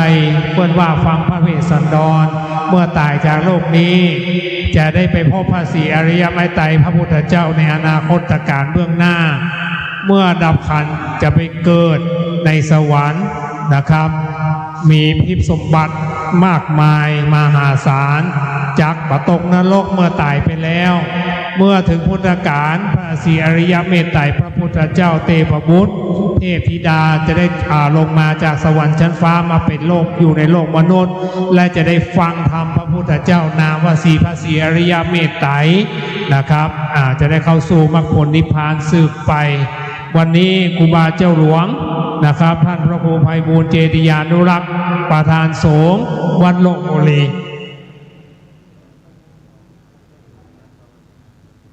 ใส่แล้วหรอโบนนั่นน่ะแม่ละนิมนต์ท่านพระครูไพบูลย์เจติยานุรักษ์เอาศรัทธาสุดท้ายคืนนี้ฟังไปไหนเตื้อเดี๋ยวแม่ขาวพ่อขาวศรัทธาวันโลกทุกขั้นจะได้จุดเทียนส่องธรรมช่วยกันเราเป็นเจ้าภาพวันเนี้ยทุกท่านเป็นเจ้าภาพนะครับรวมด้วยช่วยกันนะครับศรัทธาที่สดับรับฟังพระธรรมเทศนาอยู่บ้านก็ตั้งใจบูชาเอาคุณพระพุทธบูชาเอาคุณพระธรรมคุณพระสงฆ์คุณแห่งเทพเทวาฮักสิ่งศักดิ์สิทธิ์ในเมืองสากลโลกสิ่งศักดิ์สิทธิ์ในเมืองเชียงใหม่มีเทวดารักษาเสาหลักเมืองอินทขินนาวัดอินทขินสะดือเมืองรักษาเสาอินทขินหลักเมืองนวัดชดวัดเจดีย์หลวงวรวิหารตลอดจนถึงเทวดารักษาประตูเมืองเทวดารักษาแจงเมืองเสื้อวัด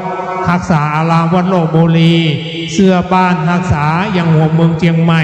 เอาศรัทธาวัดโลกโมลีมาหมดเลยทุกท่านเชิญครับ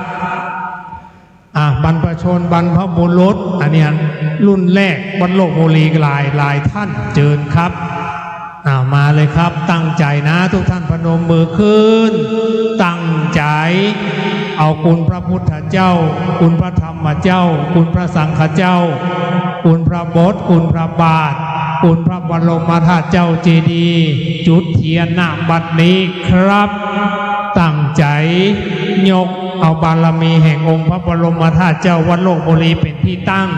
เอาบารมีแห่งองค์พระพุทธพิมพาสารูปเจ้าพระพุทธปฏิมานามว่าพระพุทธสันติจิรบรมโลกนาถณวิหารหลวงโลงอุโบสถอารามวัดโลกบุรีเป็นที่ตั้งทุกท่านพนมมือตั้งใจอยู่ตั้งบ้านก็ดีอยู่ในอารามวัดโลกบุรีก็ดีโสตาประสาทณการบัดนี้สืบไปครับมหาภูมิเลยตนเป็นใหญ่ในฝากฟ้าต้านวายนาสุโรงกีมากาตำอัญชุรีขามไว้เดพระมหาแก่นไทยยอดใหญ่ยานบัดนี้ผู้ข้าตั้งหลายอันจุมนุมกันอยู่บนวิหารหลวงโลงอุโบสถอารามวัดโลกบุรีตันตินีขอนิมนต์ท่านพระครูไพบูลย์เจติยานุรังค์ประธานสงฆ์อารามวัดโลกบุรีขึ้นสู่ธรรมาสแก้วเทศนาธรรมอานิสงส์วันประเวสสันดรโปรดแก่ผู้ข้าตั้งหลายอันนั่งท่าคอยฟังธรรมังอาลาธนังกาโลมังนะโมตัสสะภะคะวะโตอะระหะโตสัมมาสัมพุทธัสสะสุขะกะมะหะเตหิตาอติติตาอริยะเมตตานังปัสสิตุงเวสันตราจาตกังสุนิตวาสุนายาเยจะสุกาลหัมมานังจาริตวาเตปุญญานะโลเกลามันติสาหะโวฟังดูลาสะภูริสานตั้งหลายตั้งยิ่งใจมวลหมู่อันพร้อมนาอยู่ท่าฟังจุ่งดาจำเฮที่ยังจะตักกะจะดกซอยเดิมอ่อนชื่อว่ามหาเวสสันดรกันบ่เศร้าอันอาจารย์เจ้าแต่งไว้มือหากได้สังกนามาเมินนานอันนำมาจากมุกะตะวันก็มีตนว่าเจนะเฮนะดังนี้อันว่าเจจันนาคนตั้งหลายหนุ่มน้อยมีใจมักกุศลเพื่อมือได้เป็นคุณแก่ตนไปนาได้หันพระเจ้าเจ้าฟ้าดิยะเมตไตรจุงแปลงใจใส่แผ่กว้างตกแต่งหางเรื่องไหว้ปูจาแล้วฟังธรรมเทศนาการวิเศษชื่อว่ามหาเวสสันตราชนั้นจุงจะมีโดยใจคมนบย้ำบอกขาดยินดีดังพระมุนีเป็นเจ้าได้เทศนาเล่าว่าฟุงใดมีใจใสสะอาดได้ฟังธรรมเทศนาเวสสันตราชแต่เก้าถ้าลาต่อเต้าจนเก้าสุดปลายการจุติตายจากโลกนี้ก็ได้ลักพาจากเมืองโคนไรเอาตูนไปเกิดในจันฟ้าเลิศดาวติงสาเธอได้ใกล้ยังปาทาเธอได้ไปเกิดยังเมืองบน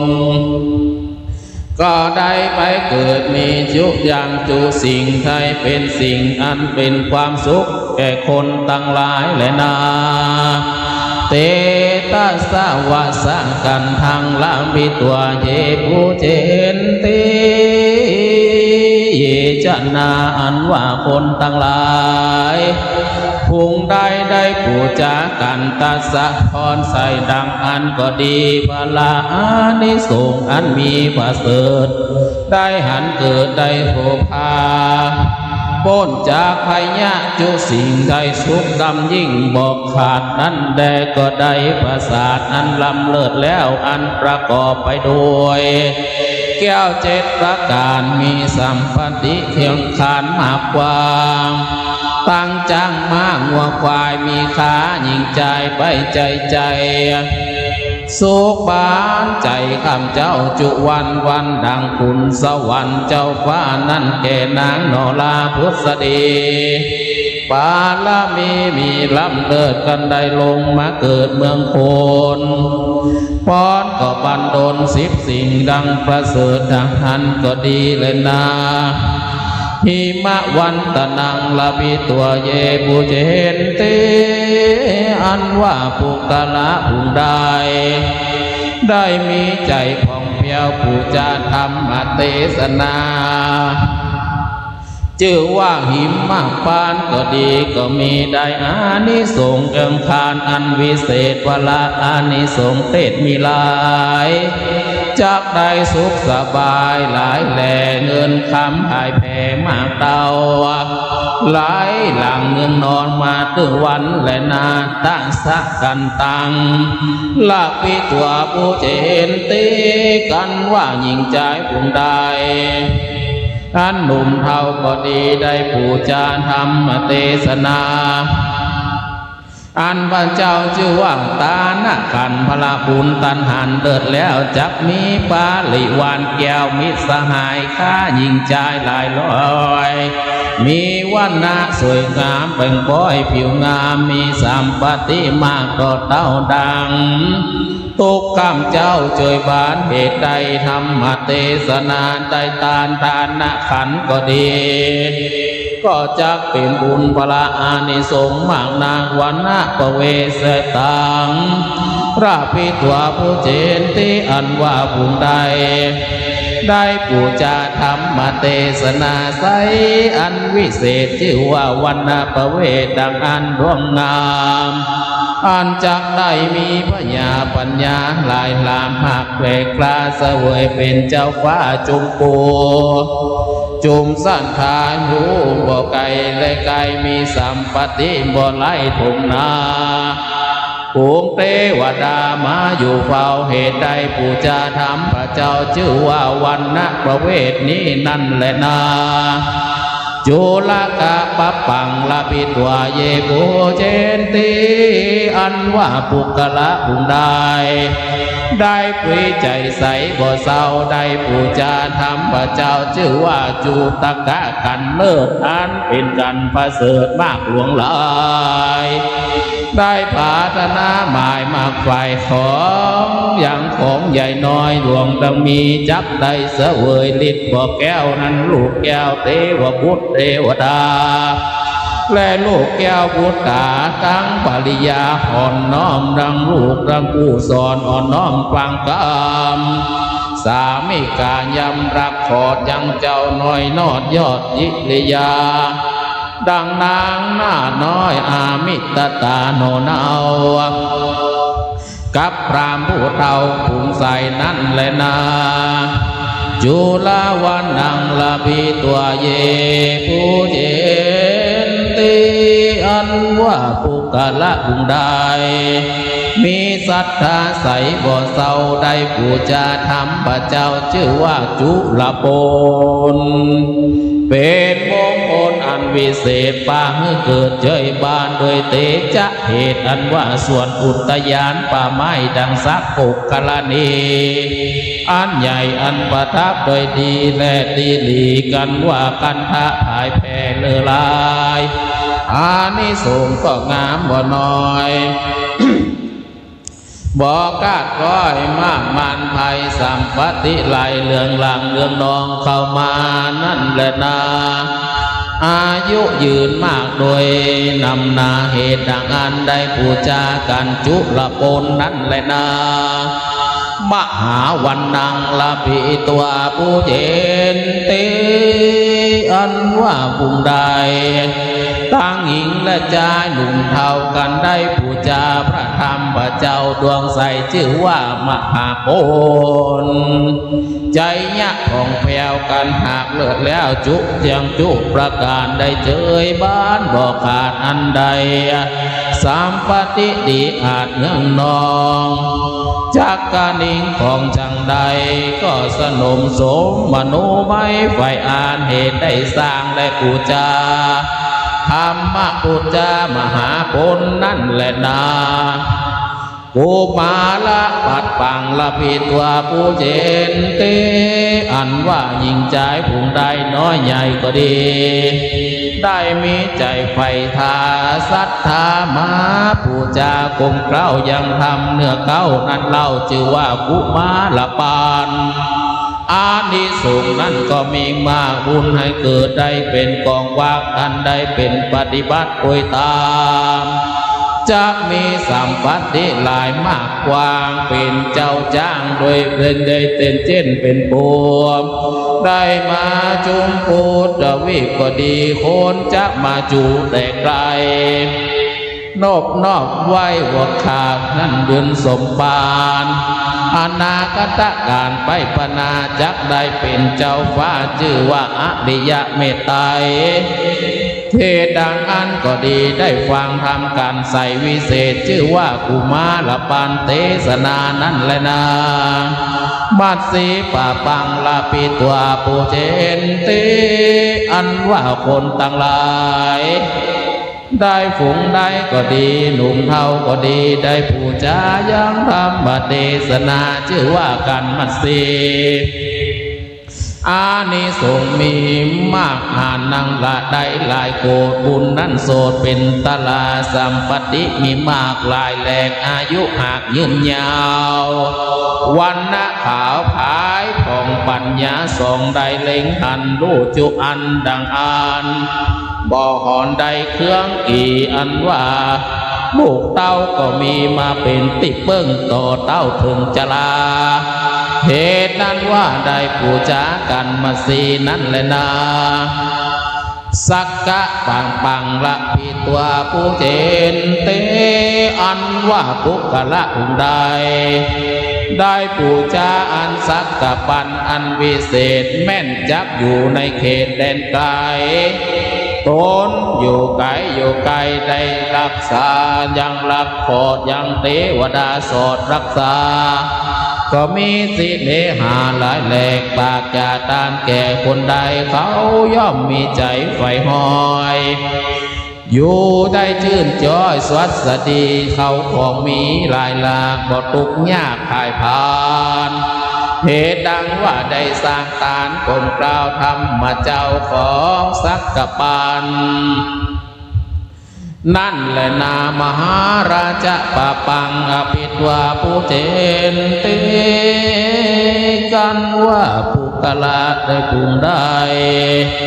ได้ผู้จายังธรรมมหาราชอานิสงส์อาจนานำนั้นก็มีเตียงจักได้เงือได้ของเครื่องใจเป็นตนว่าใจตันใจแก่โลกของบริโภคยุอันหลายประการเสนาหารสีเหล่าผ่านวิยะสะมากเพียงเต้าไหลมาดังผาธนาไว้ว่าเหตุใดปูจามหาราชกันอันประเสริฐนั่นแหละนาสักขติยะปะปังละพิตัวผู้เจนตุยอันว่ามนุษย์ศาจนาเยจนาอันว่าคนองค์ใดได้ปูจายังธรรมกันวิเศษสักกติอานิสงส์นั้นสัมปติมีมากหูคาศึกทั้งหลายหากได้เข่งขามไผ่บ่อน้ำเด่งหนีบจักได้รีบเสวยสุขหาความทุกข์บ่ได้สัมปติไร้ทุมนาเหตุดังอันก็ดีได้ปูจายังสักกตินั่นแหละนา นาระกันตังระปีตัวผู้เจนติอันว่าปุกกะละยิ่งใหญ่ยังกลุ่มใดก็ดีศรัทธามีผ่องแผ้วใดผู้จายังธรรมการพละบุญโทษอันประเสริฐอานิสงส์ก็ได้เกิดได้หลวงลายแม่นจักดึงหมายไข่ได้ยังของโลกใดอันใดบ่อนี้ไก่จากธรรมแล้วย่อมสมกรรมไปอ้างจักได้เต่าร้อยสาวกว่าเขาเป็นประมาณมีค่ายิ่งใจได้ใจหือบ่หือใดได้สวัสดีอยู่ทุกเมื่อก็เป็นเหตุหือบ่ได้ขาดปูจาธรรมมหาจาติเดิมอ่อนชื่อว่ากันนครสุดท้ายบุญบ่น้อยเลยนาปูจาปะเกเตจะยันติตุกติเตนะบุญยัสสะปะเกอันว่าสังขยาอันสังขายนาเจ้ายันตนแต่แรกแต่เก้านั้นเช่นผู้มอนเดิมมาได้เทศนากล่าวว่าคนน้อยใหญ่หญิงใจมีใจใสสะอาดละเว้นขาดบาปกรรมก็ได้ปูจาการวิเศษชื่อว่าธรรมเวสันตระนี่เราองค์คนเหล่านั้นจักได้เป็นเจ้าคนนายคนมีฤทธิ์ผลหลายหลากหากว่าได้มีอนุภาพมากเหลือหลายมีจ้างมีม้ายาย้ายหลายแหลกดังคือกองเนนอนระนมระดนดนตรีเทรีเก้าเป็นลูกไม้หานใดเป็นเปียยะพาดมีบ่อไรลายหลากมีเนื้อตนงามอันล้ำเลิศสัมปติเกิดหลวงหลายเหลมเงินเหลมคำออกจากบ้านลายแหล่มีถึงจุกแง่บุรีเข้าสารลายมีลากเข้าเปลือกหักมีเต็มสางพอพกบางสักเพื่อบ้านเมืองเรื่องไรยถาในกาละเมื่อใดดังอ่านตะทาในกาละยามนั้นเล่ากันว่าพระอริยเจ้าโตอันประเสริฐก็ได้ลงมาเกิดยังโลกลาสามปฏิตรัต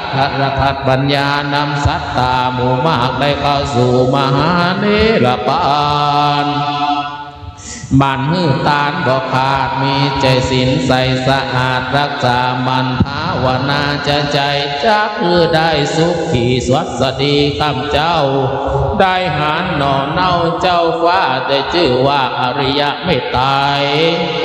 จงได้ถลายภัยมารรอดยังนิพพานเวียงเกี่ยวและนาเตสนาปริโยสาเนสาธิกาธรรมเทศนาโสตปฏิปละจาตินิปานิสุวะหุจนาในเมื่อแล้วแห่งธรรมเทศนา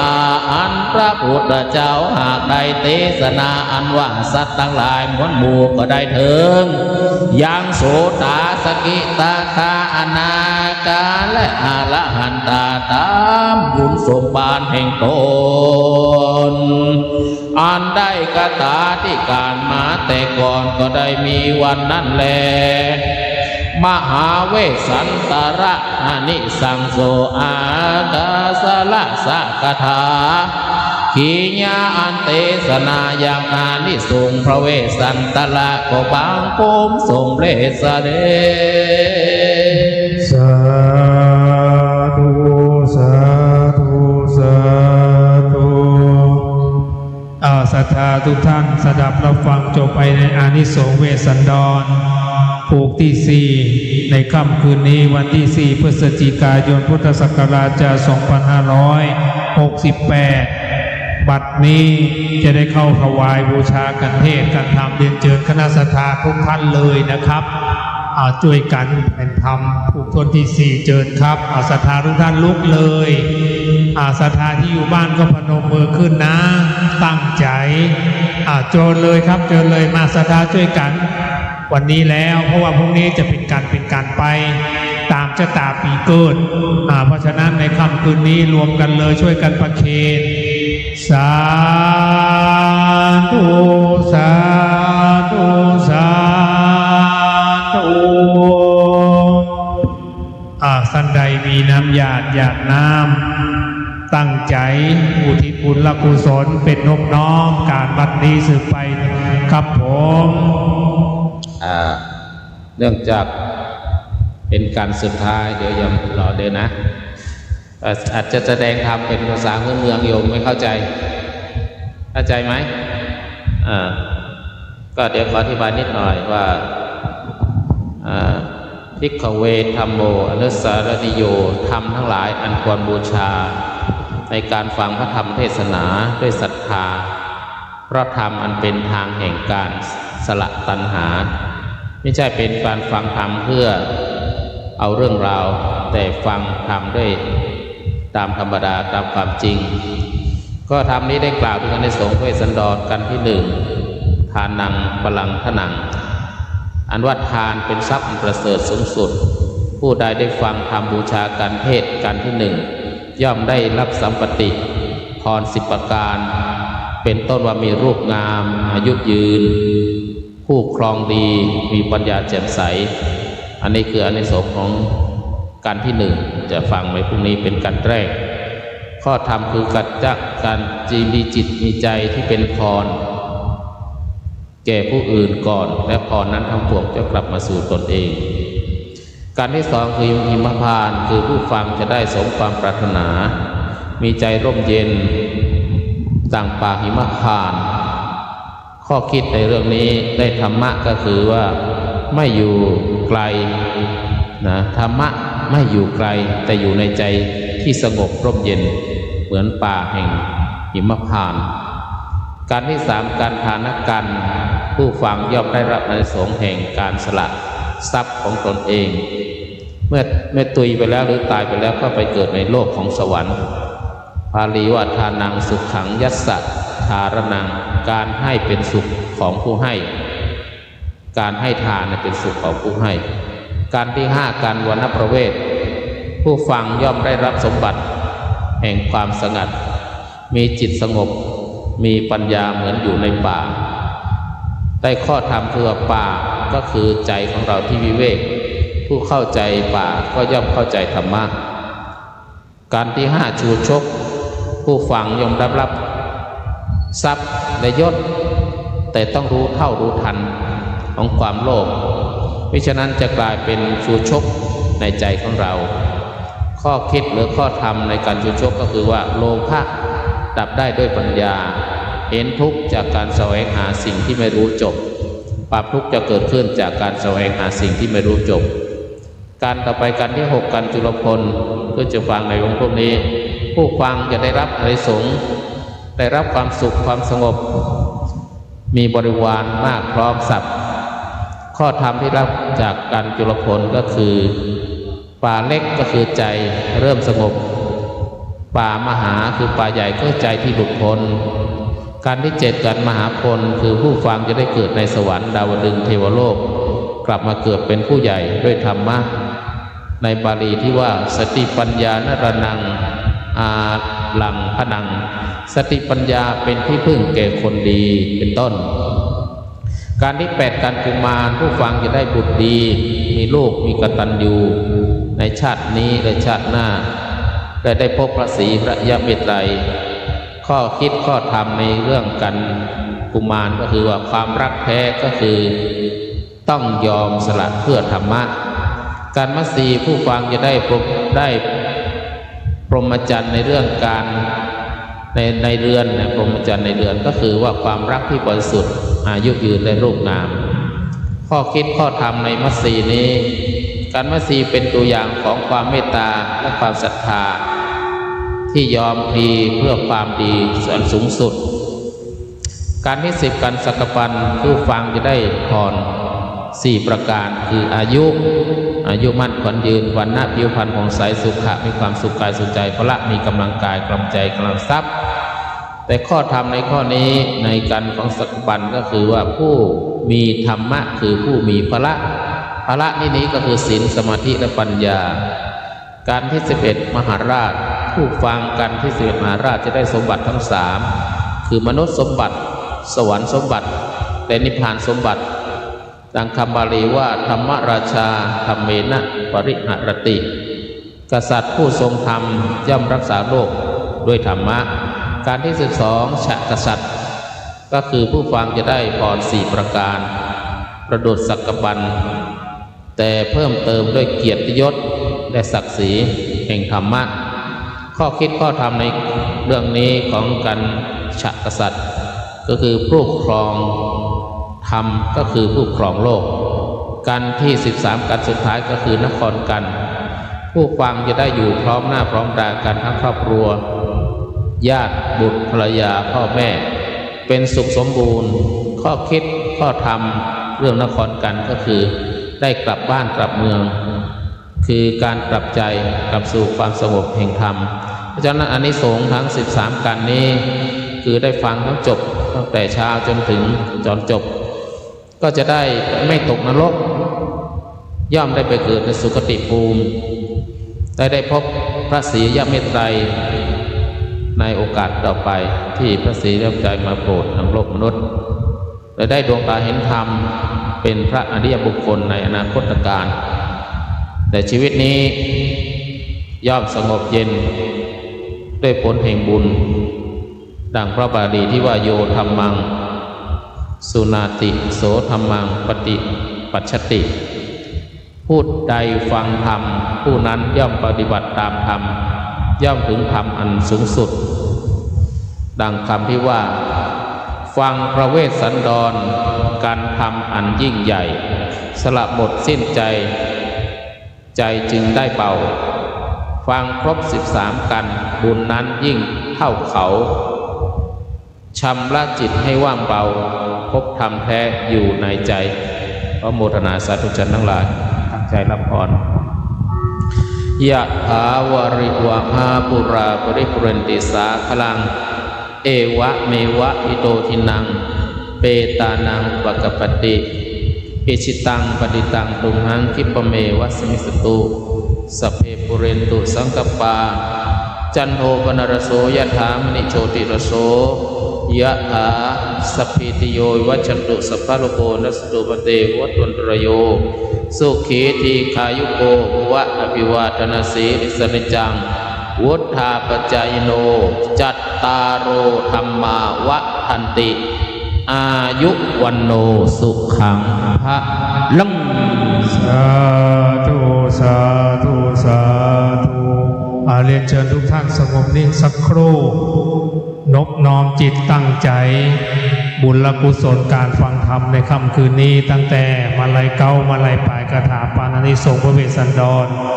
ขอก้มกราบนบน้อมถวายเป็นพระราชกุศลถึงแด่สมเด็จแม่พระพันปีหลวง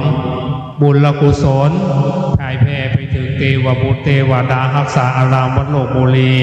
เสื้อบ้านเสื้อวัดลูกขเทวดาอากาศเทวดาตลอดจนถึงอดีตเจ้าอาวาสวัดภิกษุสามเณรที่เคยจำพรรษาในอาวาสแห่งนี้ขอได้มาปัตตานุโมทนาบุญกินบุญตาด้วยเถิดด้วยบุญและกุศลก้มกราบน้อมถวายเป็นราชกุศลถึงอดีตเจ้าผู้ครองนครเมืองเชียงใหม่มีราชวงศ์มังลายเป็นประถมราชวงศ์กาวิระตลอดจนถึงบรรพชนบรรพบุรุษที่ก่อร่างสร้างแปลงเมืองเชียงใหม่ที่ก่อร่างสร้างแปลงอุปถากดูแลวัดโลกโมลีแห่งนี้ตลอดจะถึงสัตว์น้อยใหญ่ทั้งหลายเจ้ากรรมนายเวรพ่อเกิดแม่เกิดที่มีกรรมมีเวรอยู่ในภพนี้อยู่ในสถานที่แห่งนี้บัดนี้ขอได้มารับส่วนบุญส่วนกุศลบุญกินบุญตานอาการละบัดนี้ด้วยเถิดบุญกินบุญแตนไผ่บายใหญ่บุญคือเจ้าตีเจ้าตางเทวดารักษาบ้านเจ้าหอเมืองของเจ้าศรัทธาที่มากินมาตาน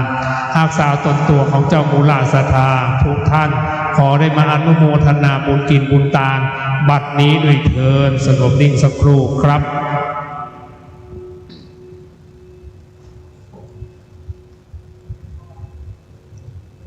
ครับพอสมควรแก่เวลาเพ่เมตตาพร้อมกันเลยนะครับอีตังตานากัมมังนิปานาปัญจโยโหนตุโนนิจังอีตาศีลกัมมังนิปานา จโยโหนตุโนนิจังอิตังภาวนากัมมังนิปานาปัญจโยโหนตุโนนิจังยังกินจิกุสาลังกาตามังกัมมังเปยิอาเมหิกาตังปุญญังโนอานุโมตันตุสุนันตุบนโตเยเทวาอาสามิกาเดียติกาตาดิกาโยกาสันตาตุสัมภาสัตตานังสุขีอาตานังปาริหารันตุมาตาปิตาสุขิตาอุนตุดุกาปามุนจันตุสัพเพยันตากากิตาอุนตุดุกาปามุนจันตุสัพเพยันตากาสุขิตาอุนตุดุกาปามุนจันตุสัพเพปิสาสัพเพกาสัพเพเปตาสุขิตาอุนตุดุกาปามุนจันตุสัพเพนังกันตาสุขิตาอุนตุดุกา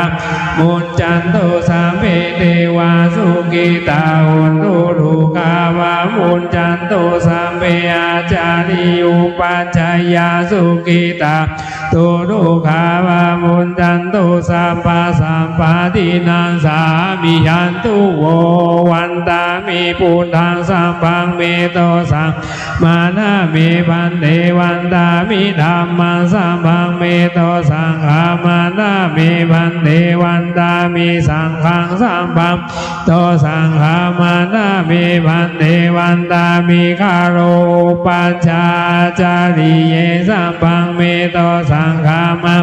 มิปันเทวันตามิกัมมัฏฐานังสัมปังเมโตสังฆามานามิปันเทวันตานิอารามิปันตาสีมายังสัมปังเมโตมานามิปันเทวันตามิเจติยังสัมปังสัมปันธานิสุปันตินิตาสรีราธาตุมหาโพธิปุณธารูปังสังกาลัมตานาโลเกเทวาโลเกวามาโลเกจัมปุริเปรังกาดิเปสาลีราธาตุโยเกสาธาตุโยอาราหังสาธาตุโยติยังกานาโกติงจาตุลาสีติสังอาเสธรรมขันเตสัพเพสัมปาทเจติยังอาหังวันทามีสัมพันธ์สุกรามพวกท่านจะได้วันตาน้อยท่านพระครูไพบูลย์เจติยานุรักษ์ท่านดร.ดวงกรรมอภิวัฒโนเมตตาแสดงธรรมบรมวลเรียบร้อยขอขอบคุณครับวันตามีพันเตสัมปังอาภาลาทังคามานามีพันเตมยากาตังปุญญังสามินานุโมทิตังพังสามินากาตังปุญญังไมหังตาระวังสาธุสาธุอนุโมตามิขอท่านทั้งหลายมีแต่ความสุขมีแต่ความเจริญร่มเย็นเป็นสุขให้ได้ไปเกิดในยุคของพระศรีอริยเมตไตรเหมือนกันทุกท่านทุกคนร่มเย็นเป็นสุขยิ่งขึ้นไปด้วยเถิดสาธุสาธุสาธุขออนุญาตแจ้งกำหนดการพรุ่งนี้นะครับวันที่5พฤศจิกายนพุทธศักราช2568เริ่มตั้งแต่เวลา 7 นาฬิกาการแรกทศพรนะครับการที่2เวลา 8 นาฬิกาการหิมปาน3เวลา 9 นาฬิกาทานการ4 10 นาฬิกาวันนประเวทลำดับต่อไปชูโชคคือ 11 นาฬิกานะครับแล้วก็ 12 นาฬิกาจุลปน 13 นาฬิกามหาปน 14 นาฬิกากุมารบัน 15 นาฬิกากันมัสสีการสักกบังเริ่มเวลา 4 โมงเย็น 5 โมงมหาราชการ 18 นาฬิกาคือชักกษัตริย์แล้วก็รวมชะตาปีคือ 1 ทุ่มนครกันแล้ววันพรุ่งนี้จะมีธรรมพิเศษหรือว่าอานิสงส์ทางประทีปนะครับวันพรุ่งนี้เดือนยี่เป่งเพราะฉะนั้นการประชาสัมพันธ์ท่านใดเกิดปีนักษัตริย์ต่างๆชั่วฉลูขันทองมะโรงมะสิงมะเมียมะแมวกละกาจอกุลพรุ่งนี้มาสืบโหราจะตาได้สำหรับคณะสัตยาที่อยู่บ้านฟังคลื่นขณะนี้วันพรุ่งนี้มาวัดตั้งแต่ช่วงเช้าได้เลยนะครับ 7 โมงเริ่มนะครับทศพรคนเกิดปีหนูหิมปานทศพรเริ่ม 7 โมงคนเกิดปีหนู 8 นาฬิกาหิมปานคนเกิดปีวัว 9 โมงทานการคนเกิดปีเสือ 10 โมง วันนประเวศคนเกิดปีกระต่าย 11 นาฬิกาถึงเที่ยงคนเกิดปีมะโรงคือชูชก 12 นาฬิกาถึงบ่ายโมงจุลปนคนเกิดปีมะเสงอูน้อย 13 นาฬิกาถึง 14 นาฬิกามหาปนปีมะเมียมา 14 นาฬิกาถึง 15 นาฬิกากุมารละบันปีมะแม่แปะ 15 นาฬิกาถึง 16 นาฬิกามัตสีปีวอกลิง 16 นาฬิกาถึง 17 นาฬิกาคนเกิดปีไก่คือสักกะบัน 17 นาฬิกาถึง 18 นาฬิกามหาราชปีหมา 18 นาฬิกาถึง 19 นาฬิกากุลหรือว่ากุลชรแปลว่าช้าง 19 นาฬิกาถึง 20 นาฬิกานครการรวมชะตาปีเกิดแล้ว 20 นาฬิกาอานิสงส์ทางประทีปกำหนดการแจ้งไว้แบบนี้เพราะฉะนั้นกราบประชาสัมพันธ์วันพรุ่งนี้เจอกันตั้งแต่เวลาประมาณ 6:30 เชิญนะครับแล้วท่านใดจะบูชาโคมแขวนบูชาที่ลานพระธาตุท่านใดจะบูชากันเทศปักได้ที่บนวิหารหลวงข้างกำแพงวิหารนะครับปักได้บูชาเจ้าตาปีเกิดไล่ลำดับไปเลยทุกท่านหาญาติพี่น้องมาได้มาบูชาทำได้แตนนะครับร่วมเรื่อยช่วยกันแล้วพรุ่งนี้เจอกัน 6:30 เป็นต้นไปครับผมค่ำคืนนี้ขอทุกท่านมีความสุขมีความเจริญทำสิ่งหนึ่งให้มีแต่ความสำเร็จมีแต่ความสำเร็จเดินทางกลับบ้านให้แคล้วคลาดปลอดภัยทุกท่านทุกคนด้วยเถิดสาธุขอบคุณครับผม